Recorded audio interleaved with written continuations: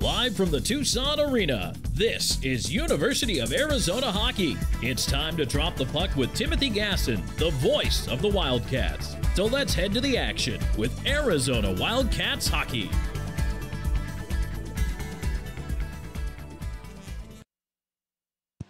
Welcome to the Oceanside Arena in Tempe, Arizona, where the number 8 Arizona Wildcats will take on their arch rivals, the Sun Devils of Arizona State.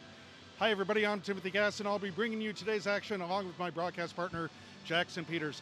And Jackson, yesterday was an incredible historical day for the University of Arizona hockey team. They won the Western Collegiate Hockey League Championship, but guess what? There's one more regular season game here today against Arizona State. What's on line today now that Arizona has secured the WCHL championship? So there's a lot of things, the players out here need to consider today, Tim. One of the big ones is no suspensions. You can't afford to have any guys out for the national tournament. Anyone who gets ejected from this game will be unable to play in definitely the first game of the national tournament, but potentially more depending on what player it is and what the severity of the call is.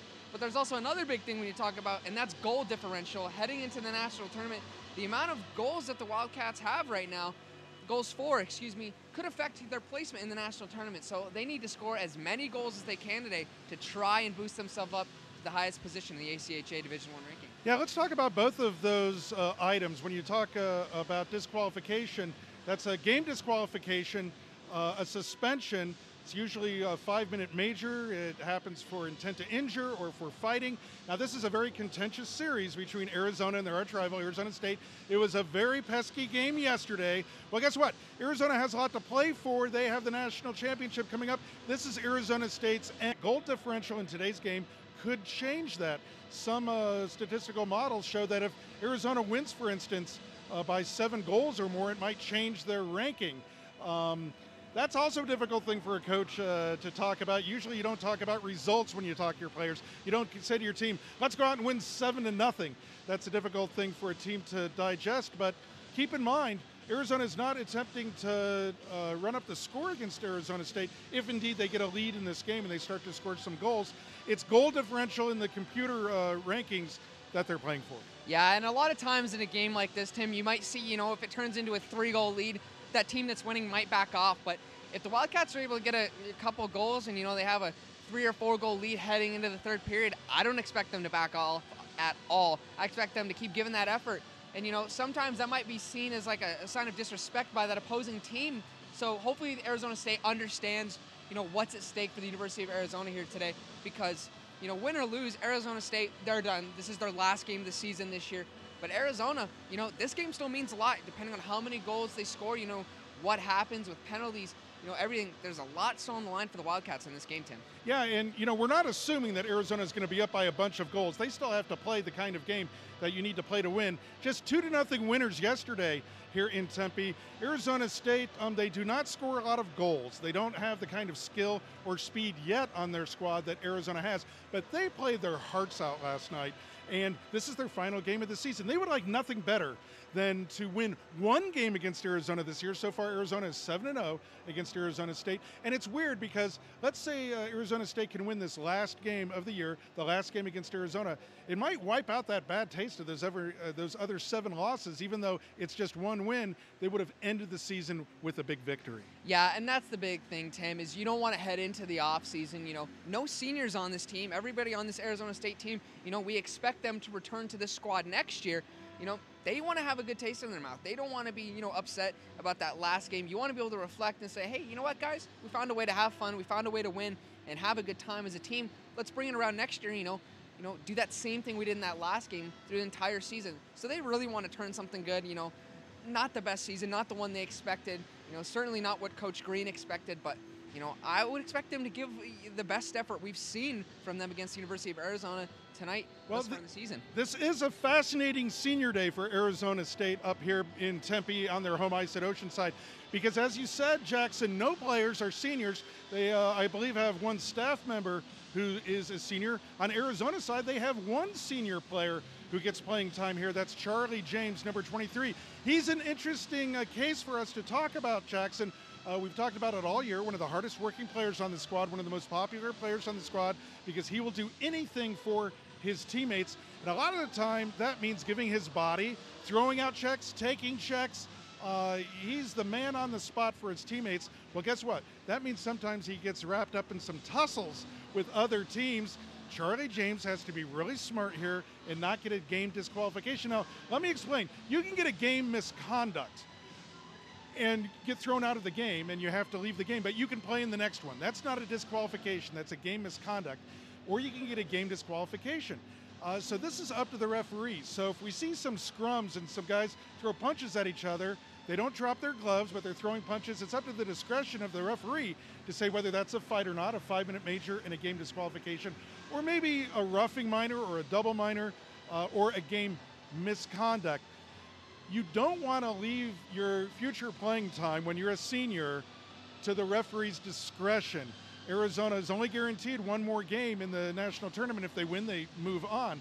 But senior Charlie James is only guaranteed today and one more tournament game. He's got to be careful to make sure that he's eligible for that tournament game. Yeah, he does, and he's one of those players that, you know, he'll do what he has to do to keep his team in a game. He'll fight for his team. We've seen it several times. He got a game disqualification earlier in the year for doing that same thing. He stood up for his teammates. But today, he's got to be real careful. He knows, you know, how proud he is to wear this University of Arizona Wildcats sweater game in and game out. And like you said, Tim, only 2 games guaranteed left for him. He's got to do everything he can to just be calm, be cool, and make the safe, smart play to keep himself eligible for that next game in Frisco. So here's a note about our broadcast. This is our second ever road broadcast for University of Arizona Wildcat Hockey. I've been involved for more than 30 years. We did radio. We started to do our television and YouTube. We're delighted here to be at Oceanside on the road to bring you not only the WCHL championship game yesterday that Arizona won, but also the last regular season championship. But just a note, the facilities here are not like we have in the Tucson Arena. We have limited internet capability and connectivity. So if your YouTube feed stops and buffers or stutters or doesn't show all the frames, we're just bringing you the best picture and audio that we can with the facilities that we have here at Oceanside Arena. And we thank Arizona State University for allowing us to bring you these road broadcasts. You know, every venue in the ACHA has a different set of advantages and challenges. We are very lucky in Tucson, Arizona to have the Tucson Arena for the Arizona Wildcats to play in. Beautiful press boxes, incredible internet connection, in-house video screen. It's a good day to be an Arizona Wildcat, especially when you can play at the Tucson Arena. Yeah, it is. It's always tough for teams to come play in this building. It's cold. It's got low ceilings. I mean, there's a lot of things you might not think about as a fan. If you're on the penalty kill in this building, you can't flip the puck up into the air because it'll hit the ceiling. That's right. Grant, so what do you think, about 15 feet high, the ceilings here? Yeah, it's about 15 above the glass. I mean, you got to be tough here. It's you got to think. So, and a lot of pucks get deflected out of a play. You know, the glass along the wall is a little bit shorter than we have at the Tucson Arena. So you got to be smart here. You got to play smart, and you got to avoid those game delays. Penalties. You know, you can't just be throwing the puck out. You got to be careful, shoot it low off the boards if you want to clear it. So there's a lot of things you have to consider when coming to play in this building. And above all else, especially for the media team, it's a cold building, which very cold have to talk about. Very cold. I have my scarf. I have my gloves if I need them. Been coming to Oceanside Arena for more than 3 decades, and I'm always surprised how cold this building is when I get here. I think you can see behind us also, there are up in the press area here, it's a very small constrained area. There's a lot of pipes, a lot of sharp objects. It's one of the most dangerous press areas I've ever been in, Jackson. When you walk up, you have to get under a pipe just to get in here. It's a unique place to broadcast a game. Again, we thank Arizona State for allowing us to do it. And we hope to bring you more road broadcasts in the future. This is our last regular season broadcast of the year, but some from Arizona Hockey Media will be going to Frisco, Texas, the Dallas area, to bring the ACHA National Tournament. So let's talk about that for just a second, Jackson. Arizona has looked incredibly good at times this year when they haven't had time to skate. Like the last couple weeks, they have not practiced once. There hasn't been ice at the TCC. What does Arizona need to do both today and in the next couple weeks when they do have ice time to get ready and compete and go deep in the ACHA tournament? Well, I think the big thing that they have to, realize, Tim, is they've accomplished a lot this year. But if you talk to anybody in that locker room, the coaches, the players, it kind of seems like they feel like they haven't done everything that they expect from themselves. They got the Cactus Cup, the WCHL championship yesterday. I mean, the highest ranking they've had in a decade. But you can tell these guys don't feel accomplished yet. They feel like they still have more to prove, and I think it's important for them to realize that they need to build on that. There's a lot this team can do. They've got so many good moving parts. This is a team that works really well together, and they just need to keep building on it. It doesn't stop here today. They got to go on to Frisco, and this team has a chance to do something. They just got to keep doing what they're doing. That's interesting that you talk about their attitude, and it's not just words. Some teams will say the stuff that you want them to say, but not really mean it. I think Jackson is absolutely right. This team is not satisfied with just being Cactus Cup champions, winning the season series against Arizona State. They're not happy just being Western Collegiate Hockey League champions. They really want to do something bigger and better. And if they don't win the championship this year, they are going to be loaded for the next couple of years. Like Arizona State, Arizona is a very young team. As we said, just one senior. They have incredibly good goaltending, great scoring, and we already have in the pipeline recruiting for next year. Looks like it might be as good or better as it was this past year, which was one of the best years in recent memory, maybe in the last decade, for Arizona Wildcat hockey. So it's only up and away for Arizona hockey. It starts here today. They have to play a little bit better today than they did yesterday. They won 2-0, but if they want to get their mindset that they can go deep in the ACHA, they got to turn it on right now. Yeah, and the big part about that, Tim, is this team just hasn't had enough ice. I mean, there's been a lot going on at the Tucson Arena, which is where the Wildcats play and practice. There's been monster trucks, the jump show. They haven't had the practice that they want. And, it looks like that. The passes aren't as crisp as they want them to be. Just that fine-tuning that a lot of teams are doing at this stage in the season. The Wildcats they don't have the ice to do it. So they need to work on that in this game. They'll have 2 weeks of practice before they head to the national tournament. But this is where they really need to start fine-tuning, make sure those passes are tape to tape, make sure every shot hits the net. It starts today. You really got to fine-tune everything. Well, they've got 60 minutes to do it. It's the last regular season game of the 2018-19 season. What an incredible run it's been. I've been so fortunate to have a broadcast partner like Jackson Peters with me for this entire season, and we get 2 bonus games on the road at Oceanside Arena here in Tempe. It's number 8 Arizona and Arizona State. The players are starting to come out onto the ice. We'll have our national anthem, then we'll drop the puck between the Sun Devils and the Wildcats. You are watching University of Arizona Wildcat Hockey.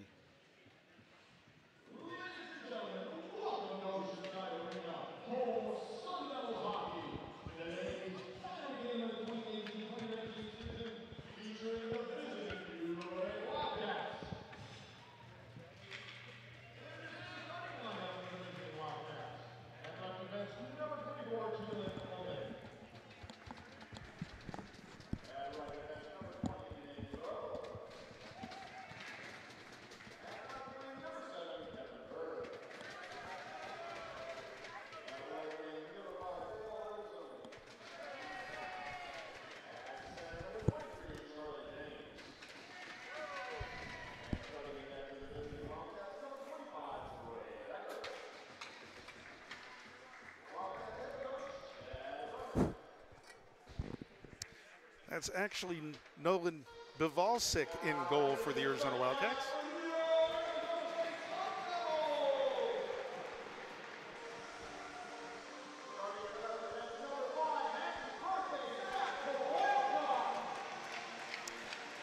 We also apologize, viewers. We do not have a PA feed here in the Oceanside Arena.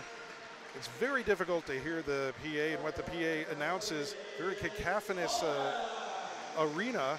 We'll do our best of deciphering penalties and players' names.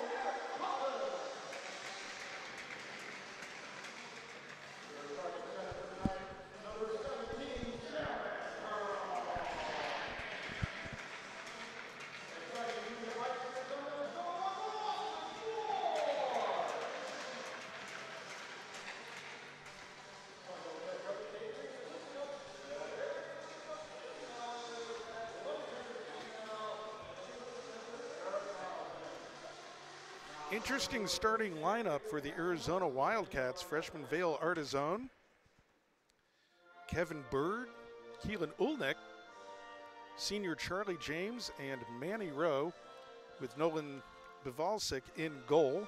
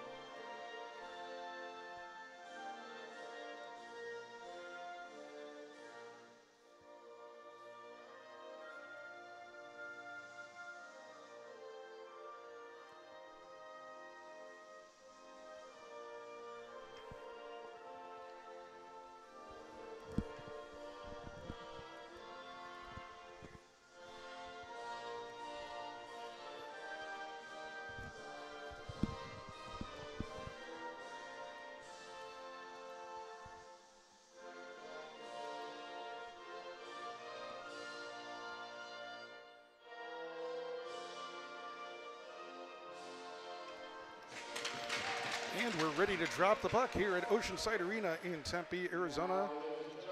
Hi everybody, I'm Timothy Gasson along with Jackson Peters. We'll be bringing you the action. It's Bronson Moore getting the nod again in net for the Arizona State University Sun Devils. Just a freshman, Bronson Moore stood on his head yesterday, played very, very well, only let in a couple goals. And Nolan Bivalsic will get the nod for the Arizona Wildcats. We talk about it all the time. He's really not the backup goaltender. We have two starting goaltenders, but it's Anthony Shuro who gets a lot of the time. Yeah, it does. And, you know, the goaltending for the University of Arizona has been a huge deal. I mean, I think that's a big part of their success this year. But I was really surprised today to find out that Bronson Moore, just a freshman, he plays so calm and cool for this Arizona State team. And, you know, the University of Arizona had some really good chances. And Bronson Moore, he kind of kept his team in for full 3 periods yesterday. I was really impressed by his performance yesterday. Well, absolutely he did, and that's why there's a lot of optimism in the ASU camp for next season and beyond. They think they have some young talent. It's a very young hockey team. They're just 7-28-3 this year. Arizona enters 30-7, ranked number 8. But as we said, the number of goals scored today could have a bearing on when and where and how the Arizona Wildcats play in the ACHA tournament. They're going to play in the ACHA tournament, but we just don't know what their seeding is. That should be announced this week. And, you know, it's senior day here at Oceanside, but there are no players who are seniors for the ASU Sun Devils, but they're applauding some of their off-ice staff who will be graduating. Always an emotional day when it's your last day with your college team. Of course, we had this last weekend at the Tucson Arena. Charlie James got to take a victory lap as the lone senior player for the Arizona Wildcats. An emotional day, but you know, it makes it even stranger today, Jackson, since ASU has no seniors. What does that mean to the emotion for today's game? You know, I think that's, you know, going to play in the Wildcats' favor, Tim. I think, you know, that'll settle down Arizona State a little bit more than, you know, we usually see in the final game of a season. They won't be, you know, as pressured to, you know, leave everything out on the ice. Of course, they want to leave a good impression on the season, but, you know, they get a second chance next year. They get to keep playing next year. And, you know, you would expect from a team like this that most of these players would be returning. So we'll just have to see, Tim, you know, how do the emotions of the Arizona State players, you know, factor into this game? You know, are they able to, you know, kind of control themselves, think about next year when they're going to get a chance to, you know, kind of redeem themselves? Or is it going to be, you know, we're frustrated with this season, we're not happy with how it went, and they're kind of going to leave it all out here tonight? Well, for sure they're frustrated with this season. And, you know this, Jackson, as a hockey player, so much work goes into getting ready to play a season and then playing that season. You get pretty tired during the later part of that season, but then when it's about to be over, you don't want it to be over and you want to let it all hang out. The puck is on the ice and we're underway here in the first period of play between number 8 Arizona and the Arizona State University Sun Devils. It'll be interesting to see what kind of intensity we have here in the first period, especially Arizona. It was such a relief that they won the WCHL championship yesterday. Emotionally, what do they have left in their tank? I can tell you, Jackson, the team just seemed exhausted going home last night after that emotional victory, finally winning, finally getting that goal and everything. And you could feel them kind of exhale. But guess what? You got to get back on the bus here this morning in Tucson, get up here and get ready to play a game. You know, they're young hockey players, 18, 22 years old. What do you think about their chances of being able to reload emotionally? Well, I think that's the big thing here, Tim, is I'm not sure they need to reload emotionally. They had a chance to make history yesterday. They did, and that was obviously a big focus for them. And, you know, there isn't as much pressure on them today, you know, to walk away with the championship. Artizone tried to feed it down to senior Charlie James. Didn't quite connect with him. He's digging for it in the near side corner, though. It's coming out the hole at the point. Disappearing into the near side corner. We can't quite see down into the corners here at Oceanside Arena, but it's going to be trapped by Bronson Moore to the side of the net, and we'll have a face-off just underway here. 1:04 into the game. Number 8 Arizona And the Sun Devils are scoreless.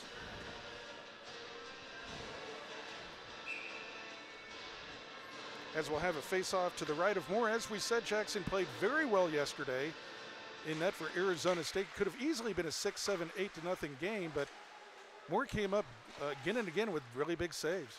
Yeah, he did. He had a really excellent game, and you know, I think he was the biggest reason why it was only a 2-0 game last afternoon. You know, he just kept his teammates some huge saves, and if he's able to do the same this afternoon, I think the Sun Devils might have a chance to, you know, if they can bury some pucks to, you know, make a good game out of today.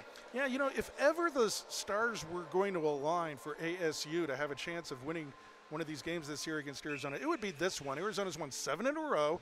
It's hard to convince yourself, if you're Arizona perhaps, wow, how seriously do we take this team? We've beaten them 7 times in a row. Well, guess what? Arizona State, their last game of the season, they're playing at home. Arizona already won the championship. This is a good challenge for the Arizona Wildcats. They're shot to goal. It's a backhander. That's going to be off of Cam Armstrong. I think it might have been Bailey Marshall with the shot. I'm not quite sure. No, that's Bailey Marshall with the backhander. Bailey Marshall with the backhander. He just picked up a loose puck. That's one that Moore did not see, and Arizona takes that all-important first 1-goal lead. Just a minute 33 in to the game. Yeah, Marshall just scoops up that backhander. Bailey Marshall, you give him the puck in a scoring position, he's going to score that puck, Jackson. Yeah, I mean, you can't leave a player like Bailey Marshall wide open in front of your goaltender. He'll find a way to get that rebound and score. So Arizona State's really got to, you know, tighten up defensively if they want to avoid, you know, situations like that in the future. Well, Arizona always plays so much better when they can get close to the goaltender, and there's an Arizona player sent to the ice, and that's going to be a penalty on Arizona State. Good call by the referee here, and we are using the 2-referee, 2-lineman system, which in a rivalry game like this I really prefer because you see so much more stuff, especially happening behind the play. But he shoots, he scores. Bailey Marshall with his 26th goal of the year, leading the Arizona Wildcats now with 71 points.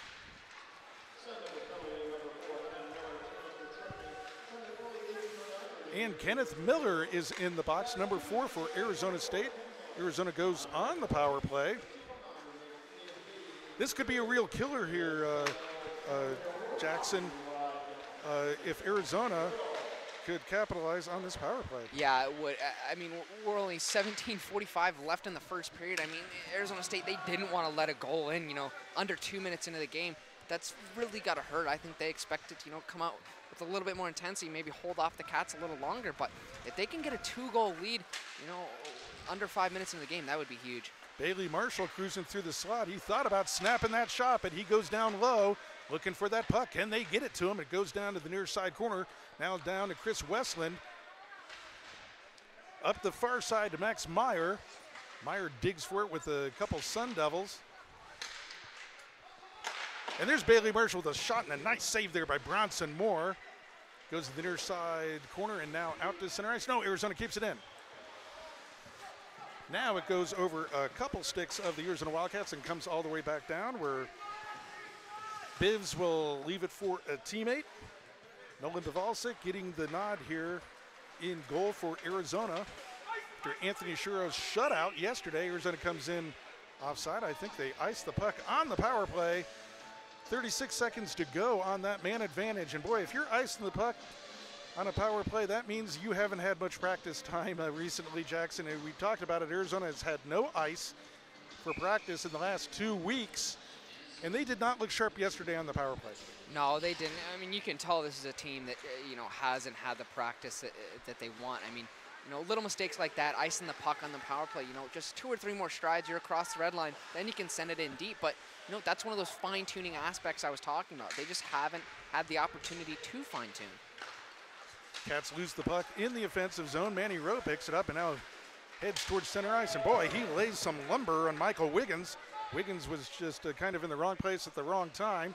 He did keep Manny Rowe from going up ice, but he took the brunt of that. Arizona will regroup. That power play is now over. Arizona does not capitalize. Boy, Jackson, if there's one thing I know Coach Berman would like to see improve in this game is that power play. If you don't score, at least look really good in the offensive zone. Yeah, it's okay if you don't score on every power play opportunity, but you want to get good scoring chances, Tim. You know, we didn't see it in that power play, and we didn't see it in most of the power plays yesterday for the Wildcats. And, you know, at a national tournament, when you're facing some of those top 10 teams, you know, special teams, you know, power plays, penalty kills, that can really make the difference. You know, it could be a 1-0 game, and that one goal is scored on the power play. You know, that's something that they're really going to have to tighten up before they head off to Texas. Face-off won by the Cats. Goes up the boards now out to center ice. Justin Dungy will pick it up there. Send it over to Cam Armstrong up the far side out to center ice. Back to Dungy, who heads up over the center line. Headmans it. Kyle Wade with the puck. Sends it down low. Max Meyer digs for it there, but it comes out to the point. Cam Armstrong cycles it down low. So far, the energy has been all on Arizona's side, Jackson. Yeah, it has. I mean, Arizona just really controlled the puck. You know, the only time they've really lapsed so far in this game was on that power play. But, you know, 5-on-5 early in this game, Arizona's really dominated play. Well, if the message to Arizona from the coaching staff was you've got to get your speed going, you got to get those legs going, no complaining about not having ice time. Guess what? You got 60 minutes of ice time today. They're taking advantage of that, and so far they're skating very well. 1-0 Arizona, 5 minutes into the first period. And this game is just a little crisper than the one yesterday, Jackson.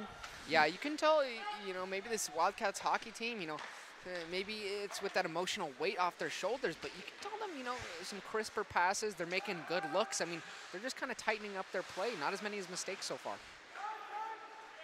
Kevin Bird touches the puck and gets it to center ice, but we're going to have a whistle. And that's what I'm talking about, Tim. You, in the TCC, you used to be able to throw the puck up in the air, clear the puck, but there, that Wildcat player shoots the puck up into the rafters. Well, we've talked about this before. Teams have to adjust to the really low ceiling here at the Oceanside Arena. What would be a chip out or a little pop fly to get the puck to center ice actually hits the roof and you have a face-off in your own zone. That's something you have to adjust to. Kevin Bird wins the faceoff, gets the puck to center ice, and here come the Cats, 2-on-1. Charlie James with some speed coming up the wing. Charlie James not able to get the shot off. He may have broken his stick there. The net comes off of its pegs. I thought Charlie James may have broken his stick there. He certainly had his shot jammed. Charlie James, as a senior, playing his last regular season game, is not known for his scoring prowess. He has scored one incredibly beautiful goal this year against the University of Central Oklahoma, but he was flying down the wing there showing he could skate.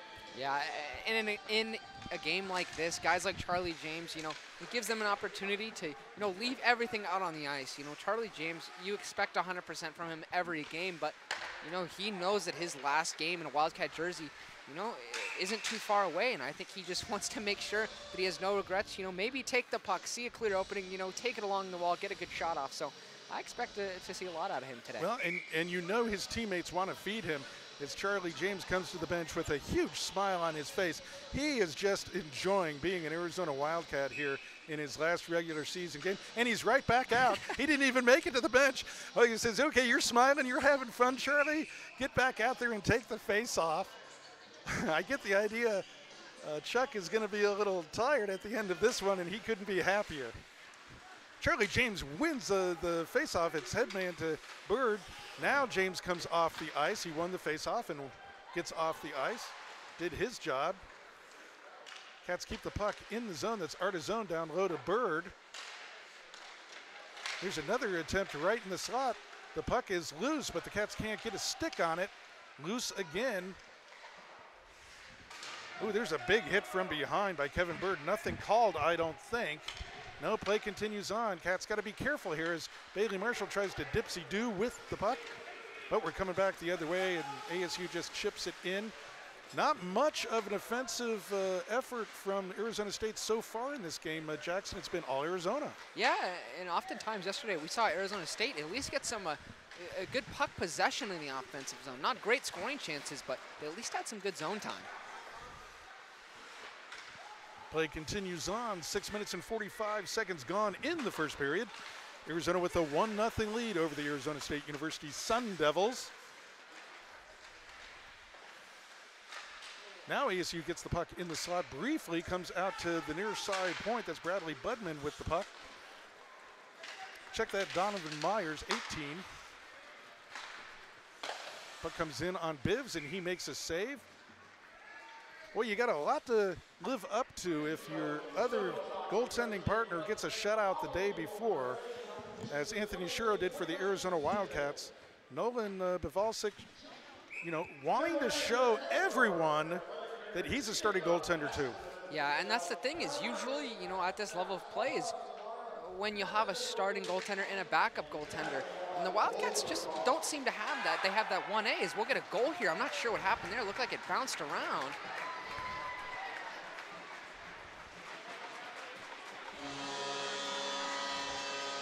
That one surprised Bivalsic, and it surprised us too. I'm not quite sure how that bounced in. We'll have to wait for the call and who actually gets the goal, as it just slipped through. Nolan left his post and it slipped through. He thought that puck was going to go wide, and it somehow slipped in the near side post. So we're tied up at 1-1. We'll wait for the call here.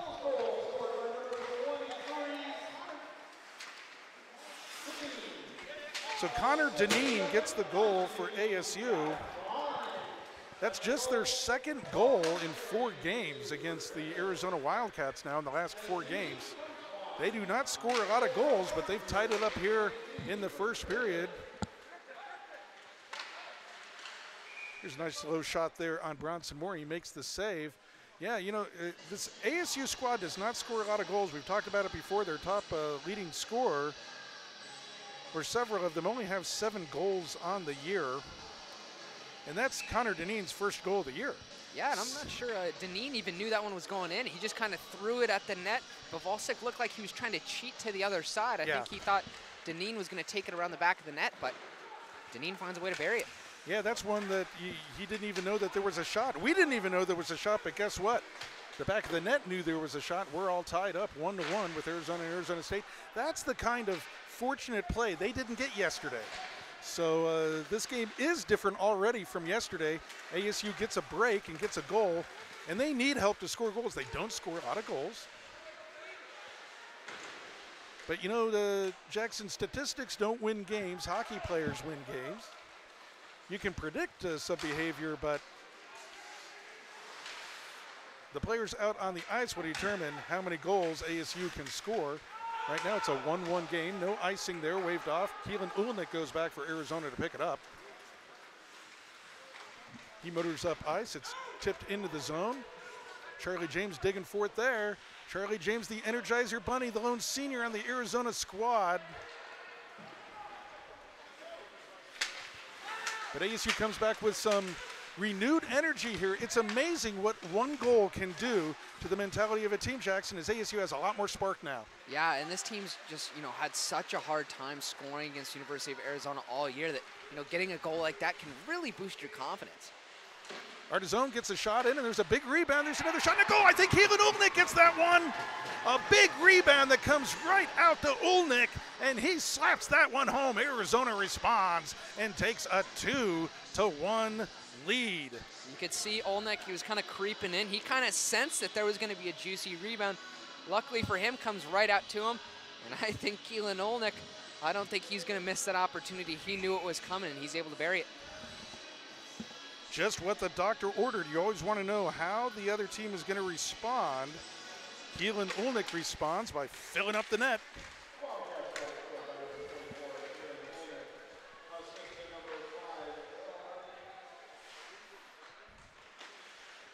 Ulnick with the goal. He shoots, he scores, and just like that, with 10 minutes and 30 seconds to go in the first period, Arizona takes a 2-1 lead.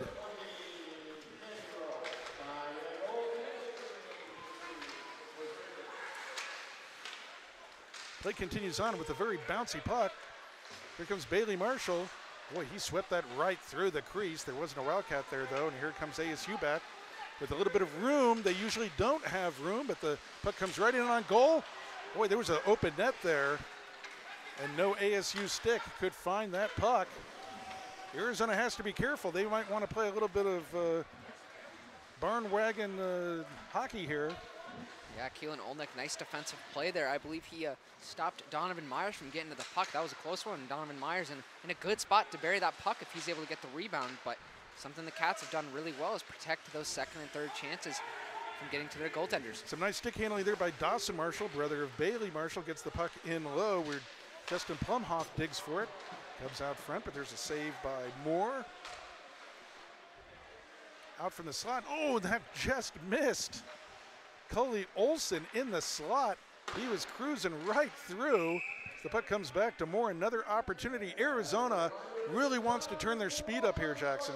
Yeah, I think they're trying to send a message to Arizona State that that one goal they scored, that, you know, they don't want it to happen again, and they're going to do everything they can to, you know, keep getting good scoring chances. And so far, since that goal was scored by Arizona State, most of this play has been in Arizona's favor.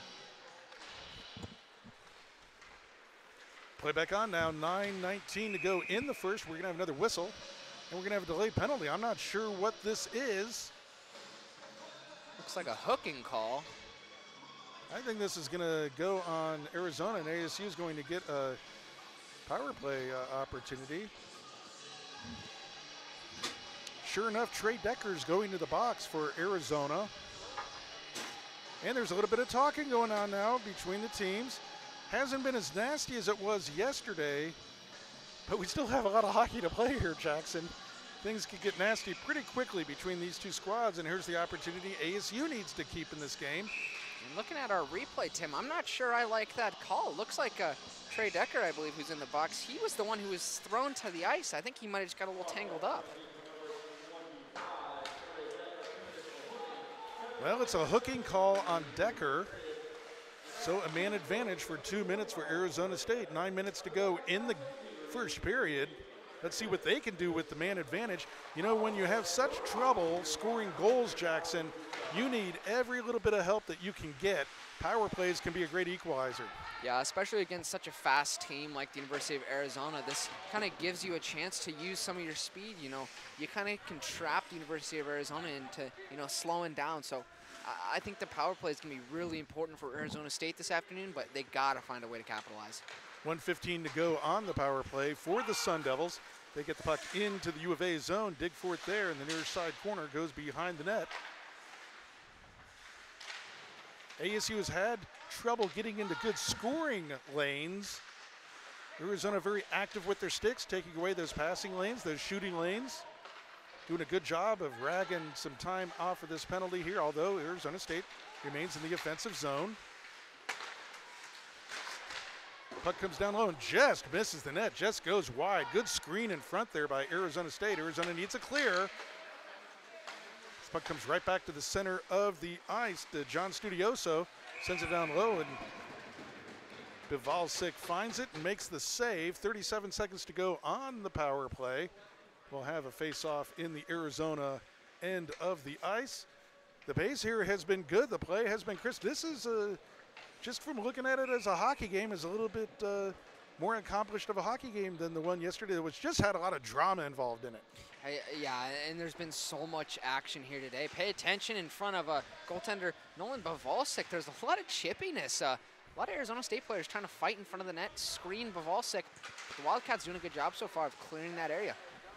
Bailey Marshall racing for the puck here, short-handed. A couple ASU players really wanted to grab him, wanted to slow him up. Of course, that would have been an interference penalty. They had to let him go. Boy, that's a lot of players would like to try to grab and hold Bailey Marshall from going up ice. Arizona sends it down the ice, just 5 seconds to go on the man advantage. Arizona once again a good penalty kill. So here comes ASU over the line with some speed, but they lose the puck. That was Alexander Demon gave up the puck, but Manny Rowe comes in, tries to thread it through down low, but it's blocked and comes right back the other way. Here comes Zach Kowalchuk, gets the shot in on Bivs. Kowalchuk still with the puck. Puck comes back to Kowalchuk again, now out to the far side point. Arizona State showing some good spirit here, some good energy as the puck comes out to center ice. Arizona thought that they might have a breakaway there, but we're at the end of a shift. Some players had to get off ice. Here comes Cam Armstrong with the puck. He's taken down. Any call? No. Play continues on. The puck comes back to Cam Armstrong. haven't quite figured out how this game is going to be called today, Jackson. Certainly the referees are aware in a rivalry game like this, they got to keep control of early. Yeah, and yesterday we saw them, call a lot of penalties, a lot of questionable penalties on both sides of the ice, but I think it'll be important today as long as they keep the consistency. I think that'll make for a good officiated game. Well, that's it. Whether it's a lot of penalties or few penalties, as long as they're called consistently, that's what both teams want to see so they know how they're supposed to play the game. Ben Jones picks up the puck for Arizona. Now sends it back to Justin Dungy, who turns around. Up to Olsen. Back to Trey Decker with some speed over the line. Decker with some speed over the line. Sends in a tough angle shot that goes off of Moore. Now comes out to center ice. Manny Real will go back for it there. Pick it up. And we're going to have a hand pass call and a whistle. 5:31 to go in the first period. Very quickly played first period. Some good intensity, but not quite as nasty as yesterday's game, or at least some of those things haven't been called like they were in yesterday's game. Yeah, there's a lot of physical intensity. You can see guys really trying to finish their hits, and they're looking to play the body, but not a lot of that after whistle stuff that we saw, so early in yesterday's game. Jake Dickinson pokes the puck into the ASU zone and pays for it. Here's an example of a player using his body to make a play. But ASU is going to come away with it to center ice and a little more skating room. Adam Hevner. Oh, nice little move there, and it comes all the way in on Bivs. Cats recover, though, and get the puck out of the zone now to center ice. Here comes Dickinson with some speed. You can tell Arizona's getting their playing legs back a little bit after not having any practice time the last 2 weeks. They're just skating better here today than they were yesterday, Jackson. Yeah, you can see that things are kind of starting to click for them. They're starting to get a feel for things. We'll get a little more tie-up, some of that action starting to start, but you're right, Tim. This team's moving a lot faster than we saw them yesterday, kind of returning to that speed, what we saw in January when they were playing every weekend. They're returning to the form that they need to be in before the national tournament. Connor Deneen for ASU could have easily been called for a hold or an interference there. Nothing called. Physical play picking up here. ASU is feeling very competitive here in this game. They're down just 2-1. And they're starting to skate a little bit better as well. The game is opening up a little bit for both teams. Now we're going to have a whistle. And we're going to have another penalty. I think Arizona State's going to go back on the power play here. We got a slash.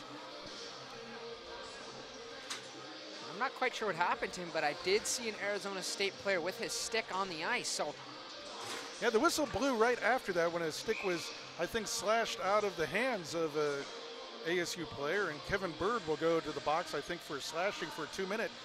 So with 4:08 to go in the first period, just what the doctor ordered for Arizona State. As the puck goes off of Bivalsic, chipped down low. Cam Armstrong tries to go for it. Now he's going to be able to get that puck all the way down the ice. A good clear for the Arizona Wildcats. And they're doing everything right with their clear. They get the puck. They know it's got to go 200 feet, but, they're paying attention. They can't send it, straight up in the air off the glass. They're sending it right about waist level, just center down the ice, and they're taking a look. They're doing the right thing. Cats once again have the puck on their stick, but they don't get the biscuit out of the zone. Now it's going to go up to Cam Armstrong. Can he bang it up the boards? And he does. It just comes out to center ice. 1:17 to go in the first period, or in the man advantage rather, for ASU. 3:19 to go in the first period. Arizona up 2-1 over the Sun Devils. ASU with the man advantage though. Kowalchuk sends it down low. ASU tries to move it out front. They send it back to Kowalchuk here at the near side point. Over to the far side now, into the middle of the ice. Oh, and that's a shot. Is that a goal? That's not a goal. No goal. That should be no goal. That puck got behind Bivalsic, but it did not go over the line. There are no goal judges here. Which I think is fascinating. There are no goal lights either. And you just have to depend on what the referees have to say. That's no goal. Yeah. There's no way that that's a goal. Yeah, and I think they're going to make the right call here. I think Arizona State could have got pretty lucky there if an Arizona defender wasn't there to clear the puck, but luckily for the Cats, his defensemen were able to bail him out, because I'm not sure if Pavelski, really knew where that puck was, just kind of slipped between his legs. Yeah, it slipped through and it was definitely going behind him, but it did not go in the net. So it looks like it's going to stay 2-1, 49 seconds to go on the power play for Arizona State. Remember that one, Jackson, because Arizona really dodged a bullet there. That puck was behind Pavelski, but it did not cross the line. I'm not quite sure why the whistle blew then, because Arizona player had the puck and he got it out of there, and then the whistle blew, as if I think one of the referees thought that perhaps it was a goal. And I know we saw yesterday there were some pretty quick whistles for freezes made by both goaltenders, so I'm wondering if the official thought that Nolan Pavelski had frozen the puck. Well, when you lose sight of the puck, you're supposed to blow the whistle. It was behind Pavelski. Maybe the referee thought it was in his pads, and he blew the whistle. That could be it, because if you don't see where the puck is, you blow the whistle.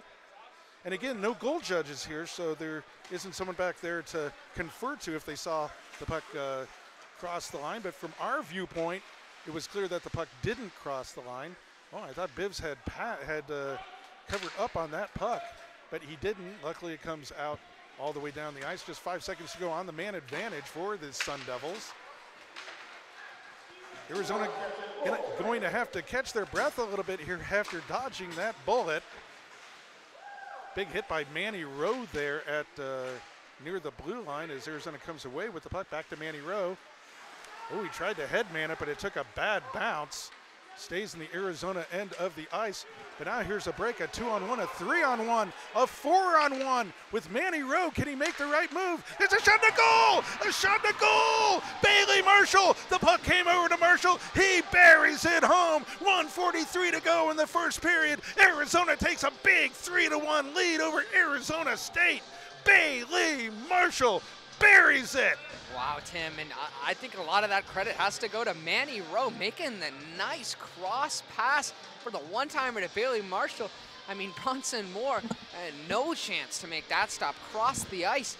But, a lot of credit to Manny Rowe there. Really nice recognition of, get the puck, skate down the ice, and wait for the good opportunity. Bailey Marshall buries it. Boy, that was almost a 4-on-1, Jackson. So Bailey Marshall, he shoots, he scores. Arizona takes a 3-1 lead with 1:28 to go in the first period. And there's another good chance, bounces around. Bronson Moore able to get a piece of it.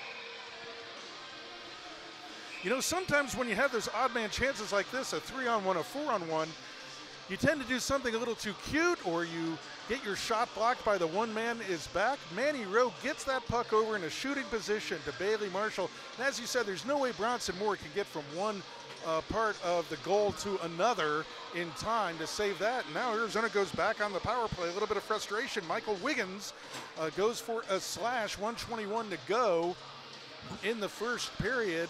And that's the kind of skill goal that can take the breath out of an underdog team, Jackson. Yeah, it is, and Arizona's aware of what's going on. Props to Justin Dungy on that last play. He kind of got sandwiched between two guys after the whistle, kind of just pushing and shoving him around, but Justin Dungy said, all right, guys, do what you want. I'm going to stand right here, and I think he drew the penalty there.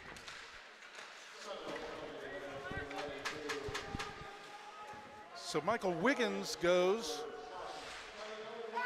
for slashing, and Arizona on the power play. This is one part of the game that needs to improve for the Arizona Wildcats as they get ready for tournament play. Their lack of ice time, practice time has really shown yesterday and today. They just haven't clicked on the power play like they need to.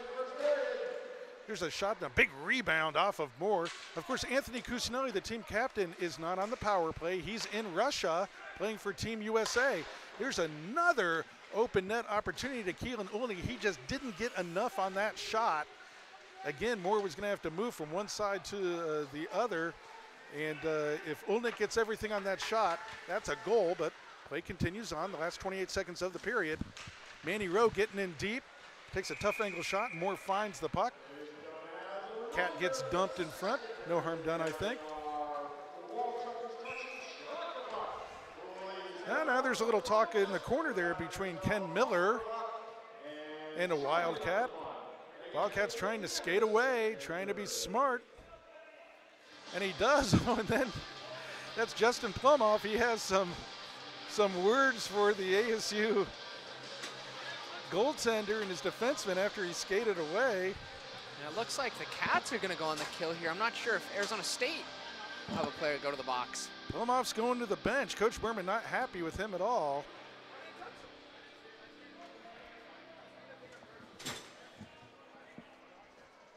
I thought Plumoff did a good job of skating away from that, but we'll have to see what the call is. Maybe it's a misconduct. We'll see what the call is, but in any case, for 102, we'll skate 4-on-4, and then ASU will have a power play, but that will all happen in the second period. Check that, Tim. I think we're going to go 5-on-4. I think it might have been coincidentals.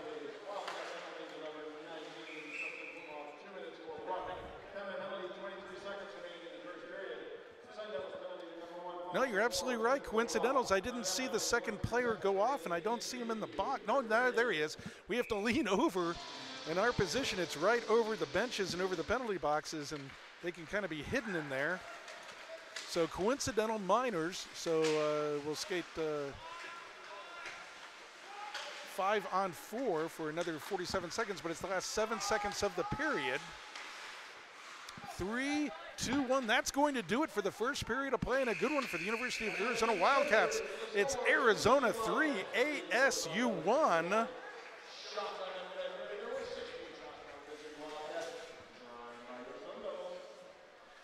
We were trying to hear the shots on goal there in the kind of echoey reverb of Oceanside, and we're sure there were shots on goal, but we're just not quite sure what the official count is. But the count on the scoreboard is what really counts. That's Arizona 3 and ASU 1 after 1 period of play. There'll be 39 seconds of power play opportunity for Arizona to start that second period. That was just a better period of hockey for Arizona than maybe all 3 periods yesterday, Jackson. What do you think? Yeah, there was a lot more intensity, a lot more speed. They were playing, in a good way to say it is they're just playing a little bit more clean. I mean, stuff was connecting the right way. Guys were in the right position, and, that's just a factor of being on the ice more. Once you start getting your practice legs back, things start to click. We've seen it all year long. This team knows how to play, Tim. They just haven't had, enough practice, to be able to really perfect, their passes, perfect their zone breakouts. And, now that they're getting back on the ice, those things are starting to click for them. So stick around, Wildcat fans, because we have a package of interviews and highlights and everything to do with the Wildcats. After 1 period of play, it's the University of Arizona Wildcats 3. It's the Arizona State University Sun Devils 1. Jackson Peters and myself will bring you the second period of action in just a few moments, because you are watching University of Arizona Wildcat Hockey. I'm Timothy Gasson. They call me the AZ Puckman. I've been following hockey at the University of Arizona for more than 30 years. And this is my Wildcat Hockey Report. Welcome back to the Wildcat Hockey Report. I'm joined now by the head coach of the Arizona Wildcats. This is Chad Berman. And Coach, it's got to be an incredible honor for the entire program to hear that Anthony Cusinelli, the captain of the Wildcats, has been named to Team USA. What was your reaction when you heard that he was named to the national squad to represent the United States in the upcoming World University Games? I mean, I was incredibly proud of him. I mean, I'm just so excited for the kid. I can't think of a greater honor or experience. He's going to get an unbelievable experience when he leaves here, and that's what we're about with the education, playing in front of this crowd that we have here night in and night out, and then also to head to Russia and represent Team USA. He's only a sophomore, so I think he's got a good shot at doing it twice and going to Switzerland in a couple of years. Yeah, it's definitely a huge honor. It's something every hockey player kind of looks forward to or hopes to get the chance to achieve, and I'm super excited, very happy. I mean, I'm not going to be here without my teammates helping me out, Isaac Westland and Bailey Marshall helping me out night in, night out, and just a huge honor for sure. Now, I know you're excited for Anthony Cusinelli, but is there a sense of personal satisfaction for you two as the head coach of the Arizona Wildcats? I mean, one of your players has been recognized internationally as one of the nation's best. That's got to give you a great sense of accomplishment as the head coach of the Wildcats. Well, yeah, but I mean, you know what? The gratification I get is that we can deliver on things that are possible. Like when we were recruiting Coos 2 summers ago, we talked about this being what the opportunity ahead of him. That you know, he has a chance to step in immediately, being an impact kid, and of course he did. I think everybody knows about his accolades by now. But we'd been talking about the opportunity to go to Russia, represent Team USA, and to see it happen, it really. I mean, I got a little emotional when I got the heads up before even he did. Now, have you even thought about what it's going to be like to look down the bench and see the USA on all of your teammates as you play in this? And what does it mean to be the first Wildcat hockey player to represent the nation? Yeah, it hasn't really sunk in yet, to be honest, but once I get out there, I'm just going to take everything in, and there's a lot of talented guys in the team, so I'm just going to go out there and make the most of it. Yeah, I just couldn't be more excited. I can't wait to see him in that uniform, and I hope he brings home a medal. Well, congratulations to Anthony Cusinelli. Congratulations to the head coach of the Arizona Wildcats, Chad Berman. I know we're all going to be looking for those TV listings to look to see Team USA with Anthony Cusinelli competing in Russia. It's going to be an exciting time to be Wildcat. Absolutely. I can't wait.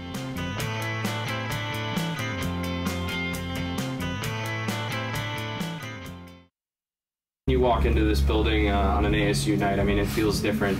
Everybody feels it, from the fans to, you know, the media, down to the coaching staff. Beating these guys, you know, a couple more times, so I don't think that anything could really beat that. And the Wildcats will secure the Cactus Cup. There's a shot to goal. Arizona takes the lead. That is all Jake Dickinson. He's wheeling and dealing. That's my player of the game, Tim. Easy.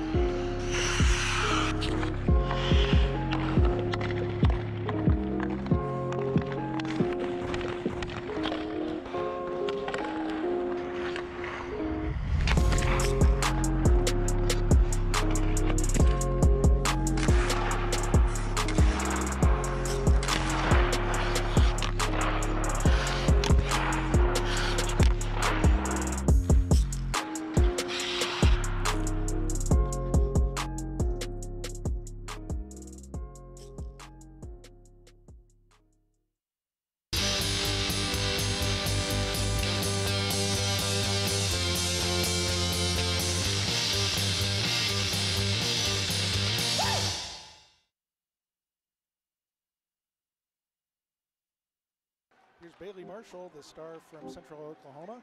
Back to Cusinelli, the all-everything star for Arizona. Down to Chris Westland, who sends it in on goal. That's a good idea. It's right in the slot. And it's a goal for Arizona! I think that's Bailey Marshall. Bailey Marshall, who already had a couple goals last week for Arizona. And that's a big one for the Arizona Wildcats. They even this at 1-1 in the second period. To go in the period. There's a high hard shot that's just kind of sitting around in the crease. Where's it? It's in the net. That's a goal! Arizona scores the first goal! As the Cats go in the man advantage. Get the puck up behind the blue line. Down low to Cusinelli. Shoot the puck, Anthony. He does. That's a beautiful shot. Shoot the puck, Anthony Cusinelli. Score the goal, Anthony Cusinelli. Arizona takes a 3-0 lead. Wow! That's an excellent look by Cusinelli. You saw him look for the pass first, but then he was aware. He had a clear shooting lane, and he took it, and he's one of those guys that can put it just where he wants it. Anthony Cusinelli turns with it. Oh, naked shot. It gets tipped in. Anthony Cusinelli just threw it towards the net, and I think Bailey Marshall may have tipped that one in. Up the near side boards. That's come away with it. Justin Plummer the goal. I'm not sure if that's Justin Plummer's goal. I think think that might have been Trey Decker. I'm not quite sure, but I think Decker just threw that in front and it bounced in. Arizona's possession of the puck. That can't happen. Cats come over the blue line. And they shoot, they score! They shoot, they score! Arizona scores!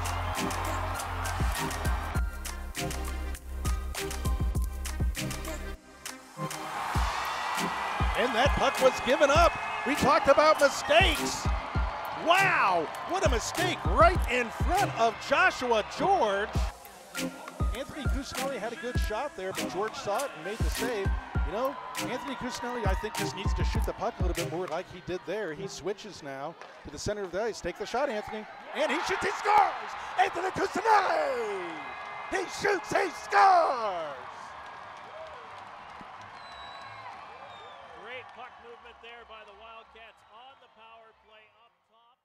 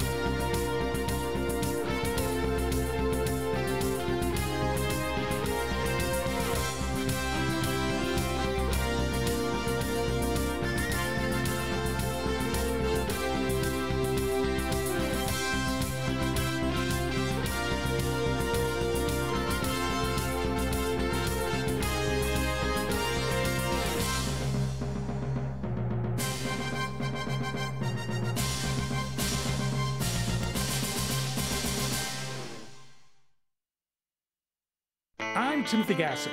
They call me the AZ Puck Man. I've been following hockey at the University of Arizona for more than 30 years. And this is my Wildcat Hockey Report. On this Wildcat Hockey Report, we're going to talk about goaltending, and we're going to start with this guy. This is the goaltending coach for the University of Arizona, Shane Fassel. Coach Fassel, where should we start with goaltenders? Well, Tim, why don't we go in the locker room and see how the boys put their gear on?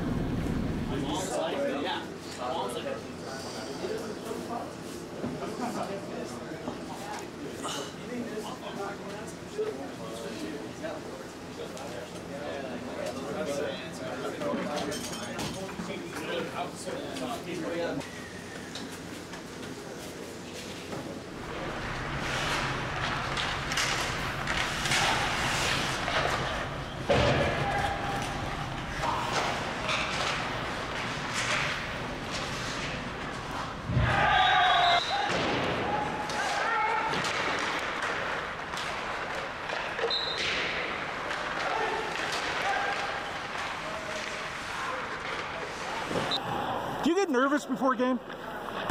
Yeah, I think it's always good to have a little nerves. Nothing crazy though. I mean, once you get too nervous, I mean, it can affect your game, but a little nerves before game time help get you focused, help get you ready.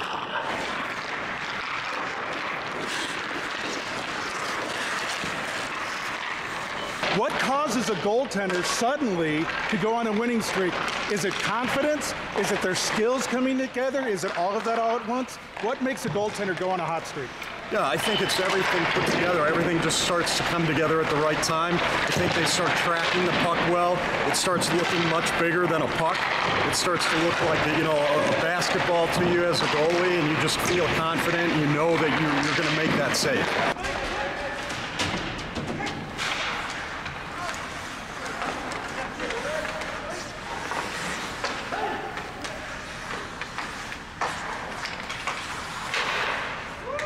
What's the most difficult thing for a goaltender's coach to explain to a goaltender? I think just how to get yourself mentally prepared for each game and how to stay in that zone and stay positive. And every goalie is different, and they're going to prepare differently, and just understanding what works for one goalie versus another.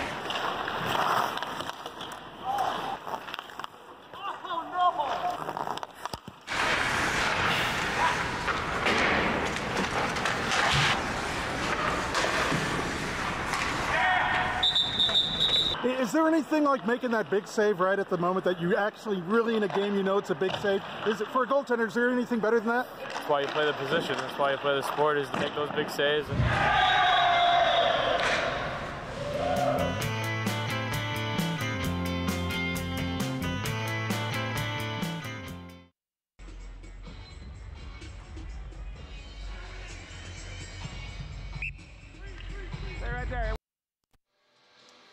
Welcome back to Oceanside Arena in Tempe, Arizona, where the University of Arizona Wildcats enjoy a 3-1 lead over the Arizona State University Sun Devils in what was a more crisply played first period than any of the periods yesterday. Jackson, I thought it was improved for the Arizona Wildcats. I was wondering if they could summon the emotion to play with that kind of energy in the first period. They sure did.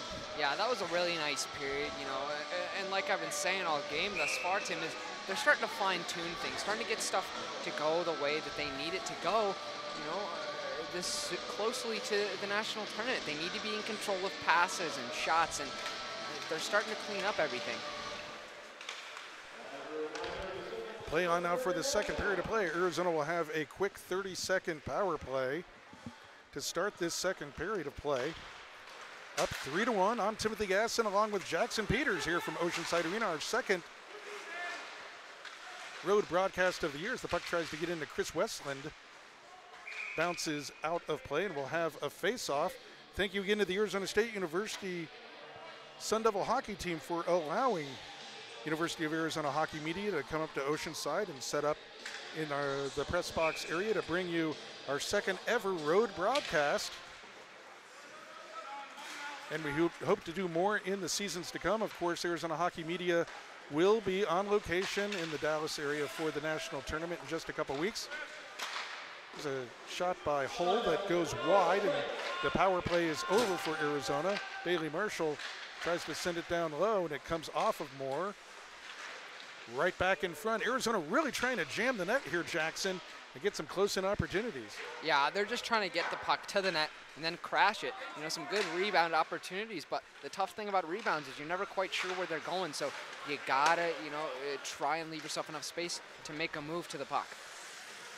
So we are not allowed to do our own game broadcast from the national tournament by the ACHA, but we will be there with live look-ins at the games, updates, and daily video reports from the ACHA National Tournament. That's the last weekend in March in the Dallas area. So this is our last regular season game and our last game broadcast. Victor Garcia, Jackson Peters, and myself here in Tempe, Arizona as the Cats come in.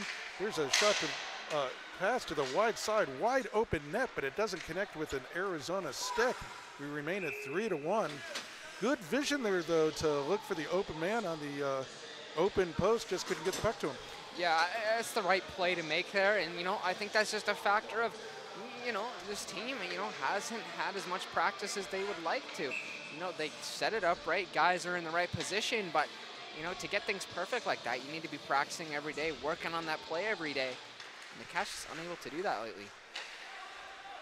Cats win the faceoff. Charlie James sending it down low to Berg, back to James, past his stick.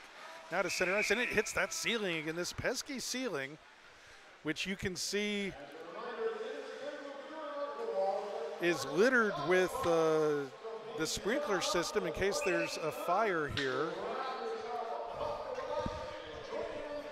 And the kind of girders that are keeping the roof up, lighting, netting. It's like this building, which I believe dates from 1974, was built over a period of decades. They just kept adding onto it, which in many ways is true as it's been kind of retrofitted. Like the press box area we're in now, Jackson, was not built with the rink. It was added later, as are a lot of the additions here at Oceanside. Now, this is before your time, Jackson, but I remember several decades ago, this was before Zambonis were electric. They were still gas powered. And there was the ventilation in Oceanside Arena did not work. And youth hockey players would look a little tipsy. Yeah, I can see how that could be a problem. In here with the exhaust from the Zambonis. Of course, Zambonis now are not gas powered, the new ones at least. I'm sure there must be some gas-powered Zambonis still, perhaps in rural Canada in different places. But boy, you better be able to open that barn up and get some air in there. So things have improved here at Oceanside over the decades. The puck comes out through the slot. Arizona picks it up and just sends it to center ice. That's Cully Olson digging for it there. He comes up with the puck. Comes back to the point. Off of Justin Plumoff. Off of Moore in the near side corner, and another hit there by Cully Olson. And it looks like that's going to be a penalty, Tim. Delayed call by the official here. And there's Cully Olson really going at it now. He took an ASU player down. He was going to go to the box. Let's see if he gets, oh, there's Justin Plumoff, who took a shot to the head. And they're both going to go. I have no idea why Justin Plumoff is going to be thrown out here for taking a shot to his head. Cully Olson, he was going to get a penalty, and then he took his man to the ice. He took Garrett Amaya and just planted him. Amaya's going to go to the box. There's a lot of talk coming from the Arizona bench towards ASU and the ASU players as they were going by. You know, it was interesting. Cully Olson had a penalty. He was going to go to the box. I have no idea what Garrett Amaya said or did, but it was the wrong thing, and he got planted into the ice. We'll have to see how this shakes out. And then Justin Plumhoff took a shot to the head. I was looking right at it, and so was the referee. And the ref immediately looked at them both to throw them off. I didn't know that taking a shot to the head was a penalty. Yeah, and we'll have to see what the official call here is. But yeah, Cully Olson really upset by you know, whatever was said or done by Garrett Amaya in that corner. Of course, we can't really see from the press box position. It was down in the corner, but you know, Garrett Amaya getting chirped at by the Arizona bench as he skated to the penalty box. So I think he might just be one of those guys who just likes to, you know, try and get under a guy's skin, and looks like that might have been what he did out there. So the referees were explaining the penalties to both teams, and captain of the Sun Devils, Zach Kowalchuk, was laughing at the referee as he was explaining the penalties to him. Not exactly the look that you like to see from your captain talking to the referees. Manny Rowe was a little bit more stone-faced, because I think after all of this, I think maybe what Kowalchuk was amused by was that it looks like Arizona's gonna get a power play out of all of that, and maybe that's what he was. I don't know how. We'll have to wait for the calls here. Yeah, and I think you're right, Tim. It is 5-on-4 on the ice, and maybe that's what he was bemused at. Let's see if Arizona can capitalize on here. That might tamp the emotions down here if Arizona can score a goal here.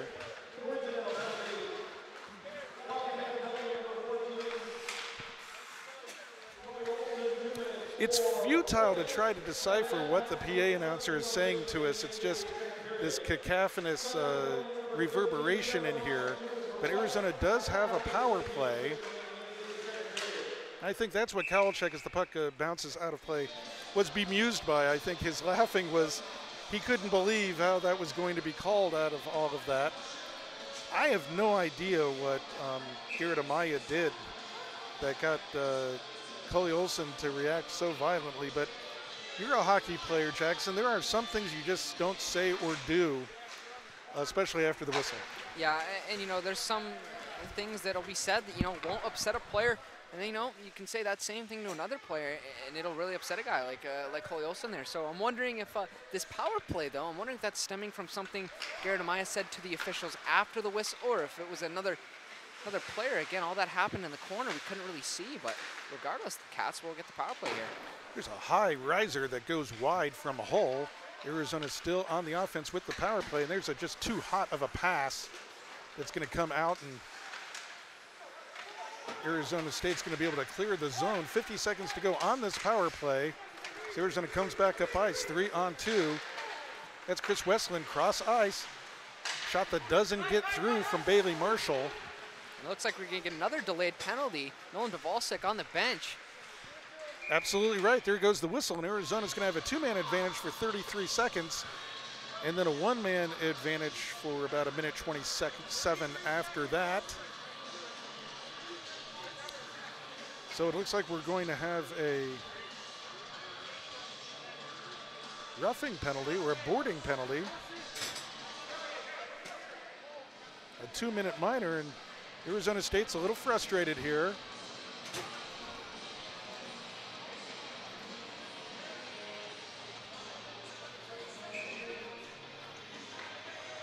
And I think that's natural, Tim. I mean, this is, you know, the final 2 periods of their season. It hasn't gone the way they want. This game not going the way they want. I think it's not very surprising that, you know, this team's starting to get a little frustrated. Manny Rose sends that down low. Good save there with a stick parallel to the ice. Oh, the puck just deflects behind the net. Moore made a good save there. Keelan Olnick with the puck, trying to feather it down low.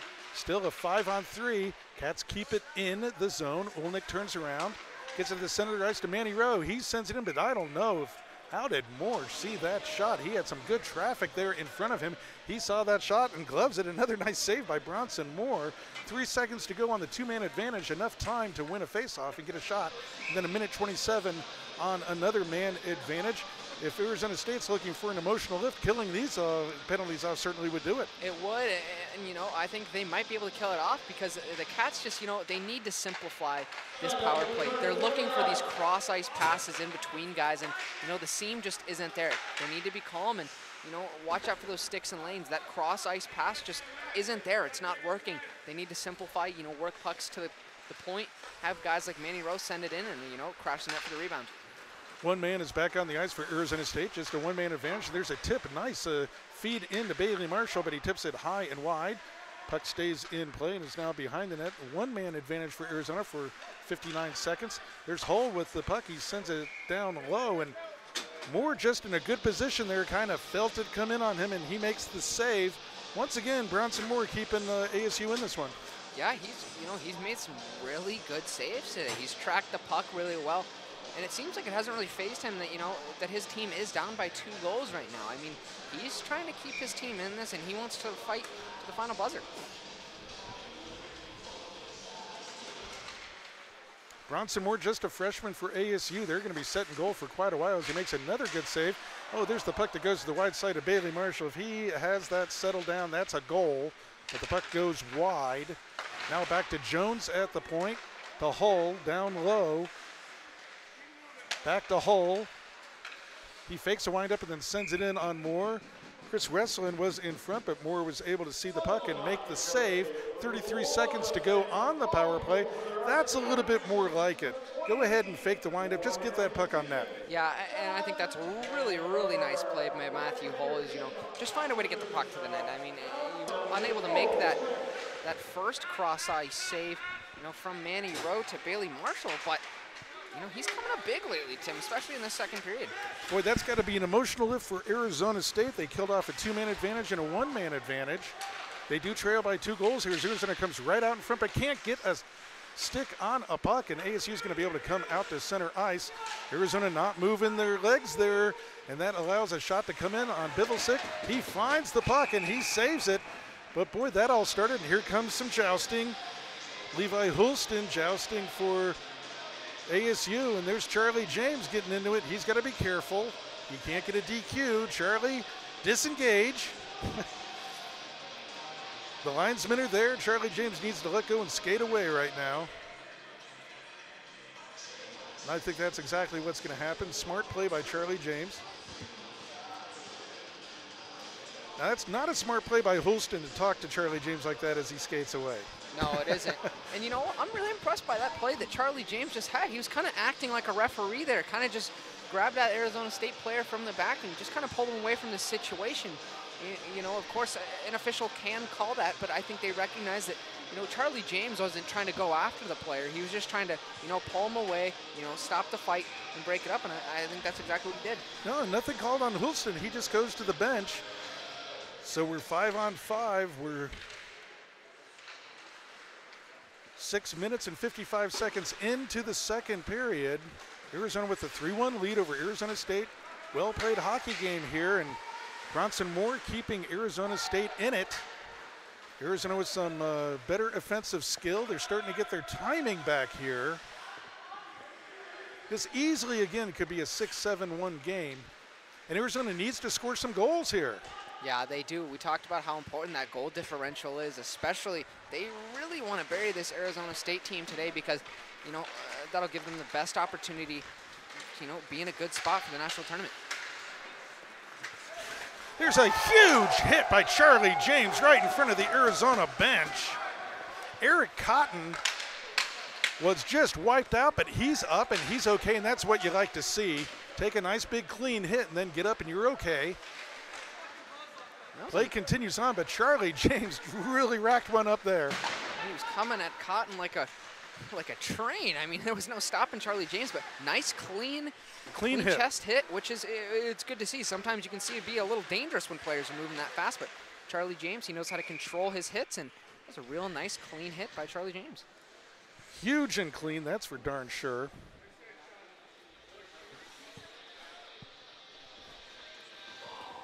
So 11:54 to go in the second period. Arizona 3-1. Penalties have picked up here in the second period, but Arizona does not have a power play goal here. Face-off won by Arizona State, and they head up ice.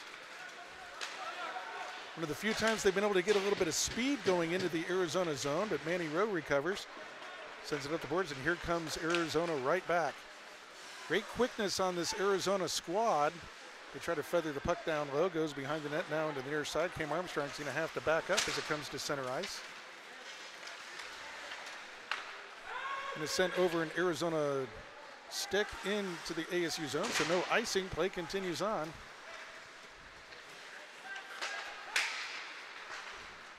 Some good flow to this game now, Jackson, and Arizona's really starting to work on their speed game. Yeah, they are, and you can really see this team starting to heat up. They're really starting to, you know, just do everything right. Such good passes. Another good one there.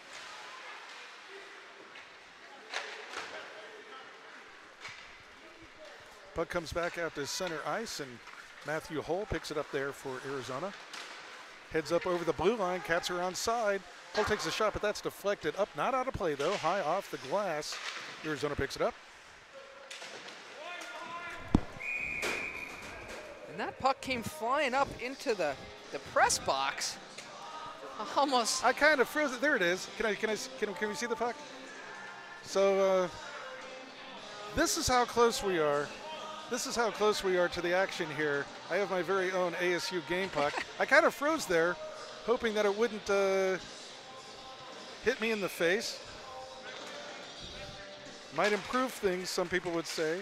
I've got a face for radio. But it missed all of us, Jackson. Yeah, it did. That was a close one. I mean, I think all three of us up in the box here kind of just froze. Just kind of froze, like maybe if the puck doesn't, maybe if we don't move the puck, we'll know where we are. Yeah, exactly. If we stop, maybe it can't see us. That's right, that's right. But we are that close to the action. That's the good thing about standing up in this kind of makeshift press box here. You're very close to the action. I mean, I can look down and hear the Arizona bench talking, which is fascinating. And we are close to the play. Yeah, something so cool about, you know, being in this building is you really hear, you know, what's going down on the ice, not just on the bench, but, you know, you hear the sticks moving, the pucks moving. And you hear the players chat with each other, not something we hear too often from the Tucson Arena press box. Well, that's right, because we're at the top of the arena at the Tucson Arena, 6,700-seat arena for ice hockey. Hear the sounds of the game. You're right there. I mean, I'm 10 feet away from head coach Chad Berman here. And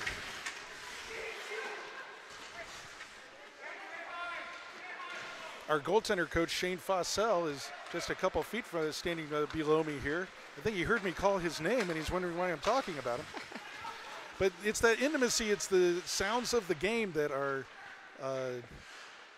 interesting in an arena of this size. Yeah, it is. You know, it's just a different feeling of being at this game, you know, compared to the Tucson Arena. You feel like you're really just right on top of the action here. More than halfway home now, 9 minutes to go in the second period. Arizona maintaining that 3-1 lead. We've talked about it for the computer rankings. Arizona needs to score some goals to try to change those rankings. Well, ASU doesn't care about that. They want to get back in this game and win it. A lot of hockey to go here.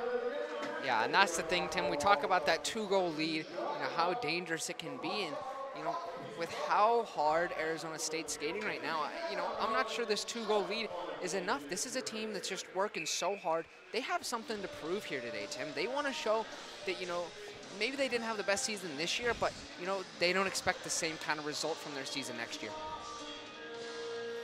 I think Arizona might be hoping that their speed game will wear ASU out a little bit here coming into this third period. Well, they've got half a game now to separate themselves from the Arizona State University Sun Devils. 2-0 winners yesterday, and winners of the Cactus, or winners of the WCHL trophy, already winners of the Cactus Cup. Today they want to separate themselves from Arizona State a little bit, not only get that 8th straight win against Arizona State, but also score some goals and try to affect the computer rankings for the ACHA National Tournament. They're definitely in the tournament. Now they're trying to get a higher seed and the last change advantage if they could stay in that top 8 teams. Currently ranked number 8 in the nation, but the statistics kind of point to Arizona being a number 9 or 10 seed in the tournament. We'll know this week exactly when and where and who they'll be playing in the first round of the tournament. Last year, of course, Arizona qualified, won their first game against Missouri State, and then played a really good game in their second game against number 1 ranked Minot State before falling. Good experience for the Wildcat squad. Anthony Shiro getting that experience as a freshman.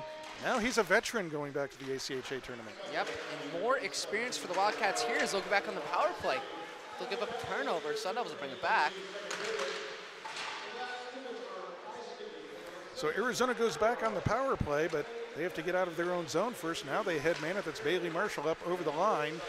Bailey Marshall with the puck. Oh, he still has it. Oh, he gets run from behind. Nothing called. Play continues on as the puck comes back to Marshall. He winds up, sends it over to Hold, the center of the ice to Jones down low, but it goes right on an ASU stick and it's just sent down the ice. These power plays are where Arizona needs to connect and start to pick up some goals, Jackson, if they hope to stretch that goal differential like they want to for the computer rankings. Especially with how many power play opportunities they've had today. They got to find a way to capitalize. And, you know, it's important for that goal differential today, but, you know, as they push their way into the national tournament, you know, power plays are really going to make the difference. Cats back over the line with the man advantage coming into the slot. Here's a big windup. And that's a shot and a miss by Trey Decker, but Arizona keeps the puck in the zone. Strike one by Decker. You know he'd like another shot at that. As the puck comes out. Cats keep it in, however. Manny Rose sends it into the Arizona bench. So that puck will come out of the zone for a face-off. 39 seconds to go on the man advantage. 6:52 to go in the second period of play. As you said, Jackson, Arizona has had so many power play opportunities. They got to start to connect on these. Otherwise, maybe, you know, they're showing a 9 or 10 seed is what they've earned in the tournament. Yeah, and, you know, good teams find a way to capitalize on the power play, and you know, I think that's one of the things that, you know, could hold back this University of Arizona hockey team. They need to find a way to, you know, be as good on the power play as they are on the penalty kill. This is a team that really kills penalties so well, but you know, just having a real tough time on the power play recently. Puck to Plumhoff, goes down low, now to the circle. Back to Manny Rowe, right in the center. He feathers it in. Ooh, went over the glove of Moore. Cats keep it in. So going to go back to Decker. Decker goes down low. Back to Manny Rowe. That's it for the penalty. Manny Rowe keeps it in right at the blue line, sends it down to the near side dot, and there's a shot off of Moore. At least the Cats got a shot off. Decker with the puck now, looking to cycle it back down low. He does. Cats near the end of their shift here, though. See if they can keep it in as Justin Plumhoff. It goes off of his stick. He races for it there. The Cats keep it in. And this penalty kill unit for the Sun Devils has been out there a long time. You can kind of see them getting flat-footed. I think the Cats have a good opportunity here, Tim. Down to Kyle Wade. Cats keep the puck moving, which is a smart move, but now there you have to go for a change too. I think Arizona State's finally going to be able to get out of the zone. They do. The Cats come right back. There's Wade with it, sends it in deep on Moore. He finds it. Oh, it's behind him, though. He's going to have to fall down on it. He lays back down on it. Is he going to get a whistle? He is. Oh, that was almost a disaster for Moore. He almost kicked that under himself into the net. Yeah, that could have been disastrous, especially for how well Bronson Moore's been playing today. But, you know, he still found a way to track the puck. Luckily for him, Arizona was going for the change, so no players really close enough to bang that puck in. But that could have been dangerous, Tim. But the smart play there, get the whistle. He gets a change for his players. They're out there for a good long time with that penalty kill. Well, we're always entertained when the University of Arizona and ASU get together. Lots of Arizona fans in the stands. We see a nice big A flag by the Arizona faithful over there. University of Arizona hockey fans travel very well, of course, especially when they play their arch rival, Arizona State. You know, here on their home ice in Oceanside. Yeah, so nice to have, you know, your biggest rival, you know, just a little over an hour away. I mean, it makes for a really convenient rivalry, that's for sure. Great opportunity for ASU, and Bivalsik makes the save, and then Eric Cotton backhands a stick on Bivalsik. I don't know if the referee saw that. That should be a penalty on Cotton just for slashing the goaltender there after he made the save. That's the save of the game for Nolan Bivalsik. Nice opportunity there for ASU, but good goaltending again.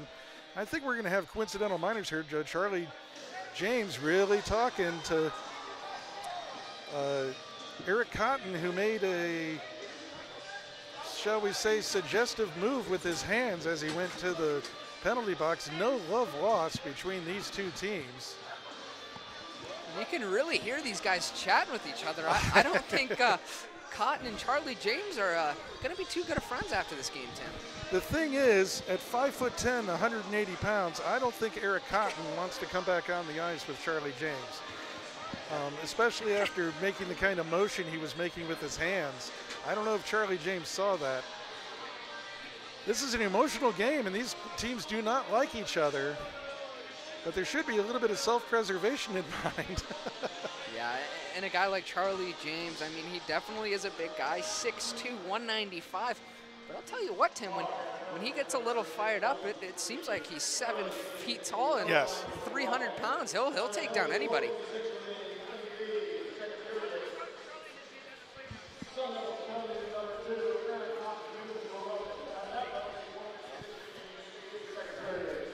Looks like Arizona's going to get the extra 2 minutes here, so it'll be a power play for Arizona State. The Arizona bench is not happy at all.